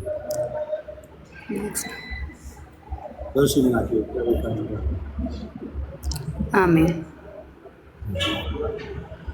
ቶኒ ይላል። ቶኒም እኮ በቅርብ ወደ ቤተክርስቲያን ህብረት ያው መርምሮ ጠይቆ አንብቦ አውጥቶ አውርዶ የተመለሰ ሰው ነው። ሰላም የሚገርምሽ ቶኒ ማለት ከታች በጣም የተወደደ ወንድም እሱም በዚህ አጋጣሚ ላስተዋወቅሽ ብዬ እኮ በቃ አስተምራችሁ ባጠመቃችኋቸው ተጠቅልቀዋል። እኔ ብቻ ነኝ እንግዲህ በልጅነት ጥምቀት የመጣ ከላይ ጀምሮ። ከጎንሽ ደግሞ ተመስገኝ ያለ ዶክተር አንቺንን ያላስጠመቅኩሽም ትያለሽ። እኔም አይታወቅም። እዚህ ጋር ዶክተር በነገራችን ላይ ቀጥል ልነት ቀጥል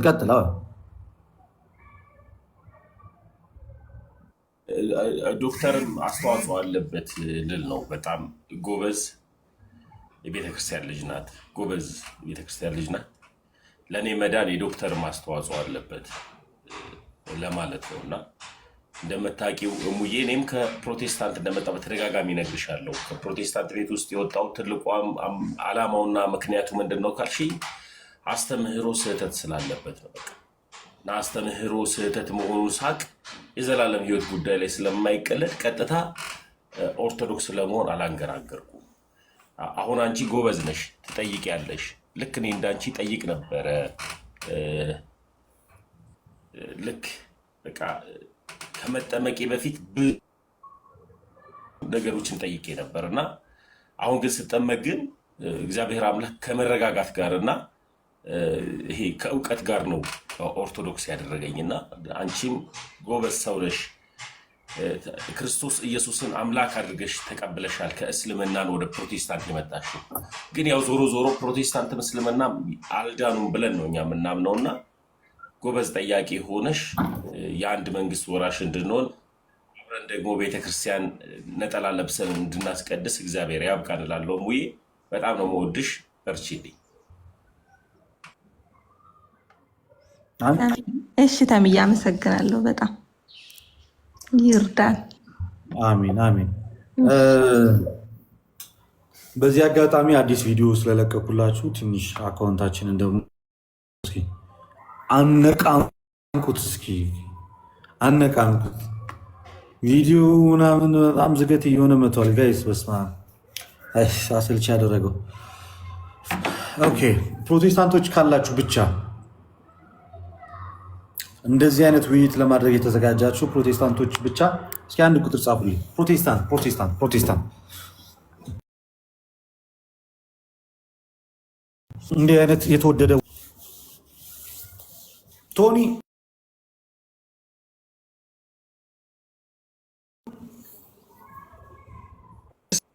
ሄሎ፣ አይሰማም ልደት ድምፅ ትንሽ ራቅ ብሎ ነበር። ሰላም አሁን ይሰማል። ሰላም ብያችኋለሁ። ሰላማችሁ አንተ ጋር ነው መሰለኝ። ሰላማችሁ ይብዛ። ሰላም ብሔር ጸጋውን ያብዛል ወንድማችን እና በጣም ብዙ ትምህርት ነው የተማረ ነው። እይታችን እግዚአብሔር ያብራሽ፣ እሱ በጸጋው ያግዝሽ። እይታችን ወደኛ እንድትቀላቀይ እና እኛም እንዳንቺ ጠይቀን ተብረን ነው የመጣነው። እውነተኛ ክህነት ባለባት ቸርች እንድትጨመሪ በእውነተኛ ካህናት እንድትጠመቂ እግዚአብሔር ያግዝሽ፣ ወደ ቤቱ ይምራሽ ነው የሚለው። በጣም የዋ ልበቂን እንዲሆንሽ አይተናልና ለቃሉም ታማኝ እንዲሆንሽ ማለት ነው። ለድርጅት ለዲኖሚኔሽን ሳይሆን ለቃሉ ታማኝ ሆነሽ በቃ መጽሐፍ ቅዱስ የሚናገረውን ኮንፌስ ላረሽልን እናመሰግናለን። በቃ በቂን ልብ ለመማር እንደመጣሽ ያስታውቃልና ያ የወደድሽው የፈለግሽው ጌታ የቀረውን ያልገባሽን እሱ ያስተምርሽ፣ ጸጋው ያስተምርሽ፣ መንፈስ ቅዱስ ያስተምርሽ እና እንወድሻለን። ባርቺ፣ ጠይቂ፣ ተማሪ። እይታችን ሁሉም ወንድሞቻችን ፈቃደኞች ናቸው። ማንም በቅንነት የሚማር ካለ ያስተምራሉ። ወንድሞቻችን የተወደዱ ናቸውና እና ቴንኪው ስለ ቅንነትሽ እይታችን እንወድሻለን።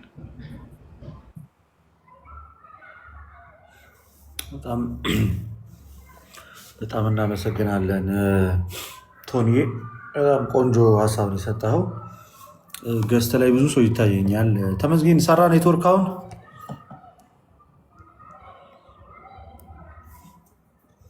ይሰራል። ልውረድ ልደትዬ፣ እግዚአብሔር ከእናንተ ጋር ይሁን። ቦታ ልልቀቅሽ። የሚገቡ ወንድሞች ካሉ አስገባቸው። ችግር የለውም። ኧረ ቦታ ምንም አያሳስብም። ዶክተር ቁጭ ፕሮቴስታንቶች ካሉ ያው ገስት ላይ ያሉትን እያደረኩ ነው። እስኪ ለማስገባት እየሞከርኩኝ ነው። ሰላም ብያለሁ። ዲያቆን እንዴት ኖት? ሁሉ ሰላም?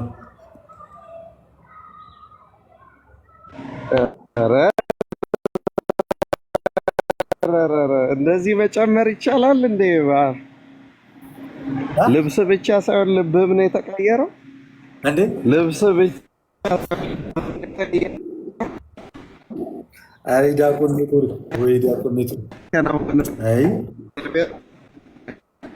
ዲያቆን ኔትወርክ ገና አሁን ገና መጡ። ዲያቆን ኔትወርክ እያስቸገረ ነው። አንደበትህን ያከናወነ እግዚአብሔር የተመሰገነ ይሁን። አሜን።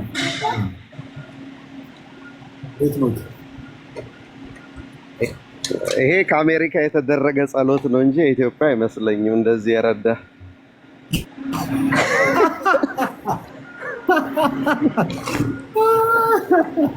ይሻላል።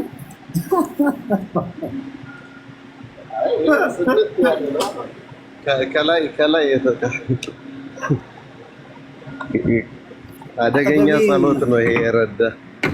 አጠገቤ የግሸን ማርያም ጸበል ነበረ እና ላይቭ ከመክፈቴ በፊት ገብቼ አንድ መዝሙረ ዳዊት ማነበብኩና የግሸን ማርያም ጸበል ነበረ። እሱን ገብቼ ቁጭ አልኩ። በዚህ አጋጣሚ አንድ አባት ነበሩ። አንድ ነገር ያሳዩ ልንገርህ። በተለይ ታች ላሉ ሰዎች እንደዚህ ላይቭ ሲገቡ አንተም ብትለምዱ፣ ሁላችሁም ጎረምሶቹ ብትለምዱ ጥሩ ነው። ኤፌሶን 6ን እስኪ ያውጣና አንብብ። አንድ ቃል አለ፣ በእናትህ አንብብልኝ እስቲ ዛሬ እንኳን ልዘዝ። ኧረ ታዘዛለህ ይወጣለህ። ያ ልዘዝህና እስቲ ያውጣና ስንት 6 አካባቢ የእግዚአብሔርን ፍቃድ የሚያደርጉ ክርስቶስ ባሪያዎች እንጂ በሰው ደስ የምታሰኙ ለታይታ እሱን አይደለም። እሱማ አይደለም። ምን የሚል ቃል አለ መሰለኝ? የታሰርኩበትን የወንጌል ሚስጥር በግልጽ እንዳስታውቅ የሚል 4 ላይ ነው 16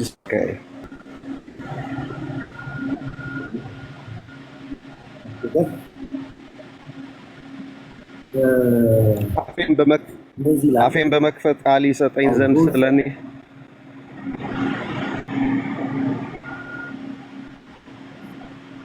ይኸው ደግሞም የወንጌልን ምስጢር በግልጥ እንዳስታውቅ አፌን በመክፈት ቃል ይሰጠኝ ዘንድ ሰንሰለት ምልክተኛ የወንጌል መናገር እንደሚገባኝ ስለ እርሱ በግልጥ እናገር ዘንድ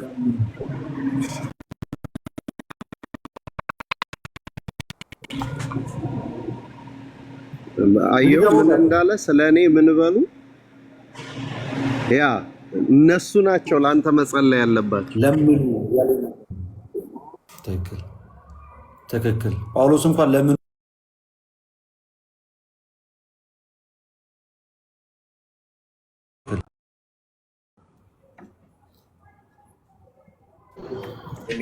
አንተ ጋር ነው እንትን ችግሩ እኔ ጋር ነው ቶኒ ያዝ እያደረገ ነው ያ ትንሽ ችግር አለ አሁን መጥቻለሁ አለ ቀጥል የገባ ሰው አለ መሰለኝ ቀጥል ወደስ ዲያቆን እግዚአብሔር ደስ የሚል ጥቅስ ነው ያወጡልን ጳውሎስ እንኳን ለምኑልኝ ብሎ የሚጠይቅ ከሆነ ኢማጂን እሺ ገሊላ እንዴት ነሽ ከየት ቤተ እምነት ነሽ ማንን በል ገሊላ ሚውትሽን አንሺ ይሰማሻል ኦኬ እያወራሽ ከሆነ እየሰማን አይደለም አንድ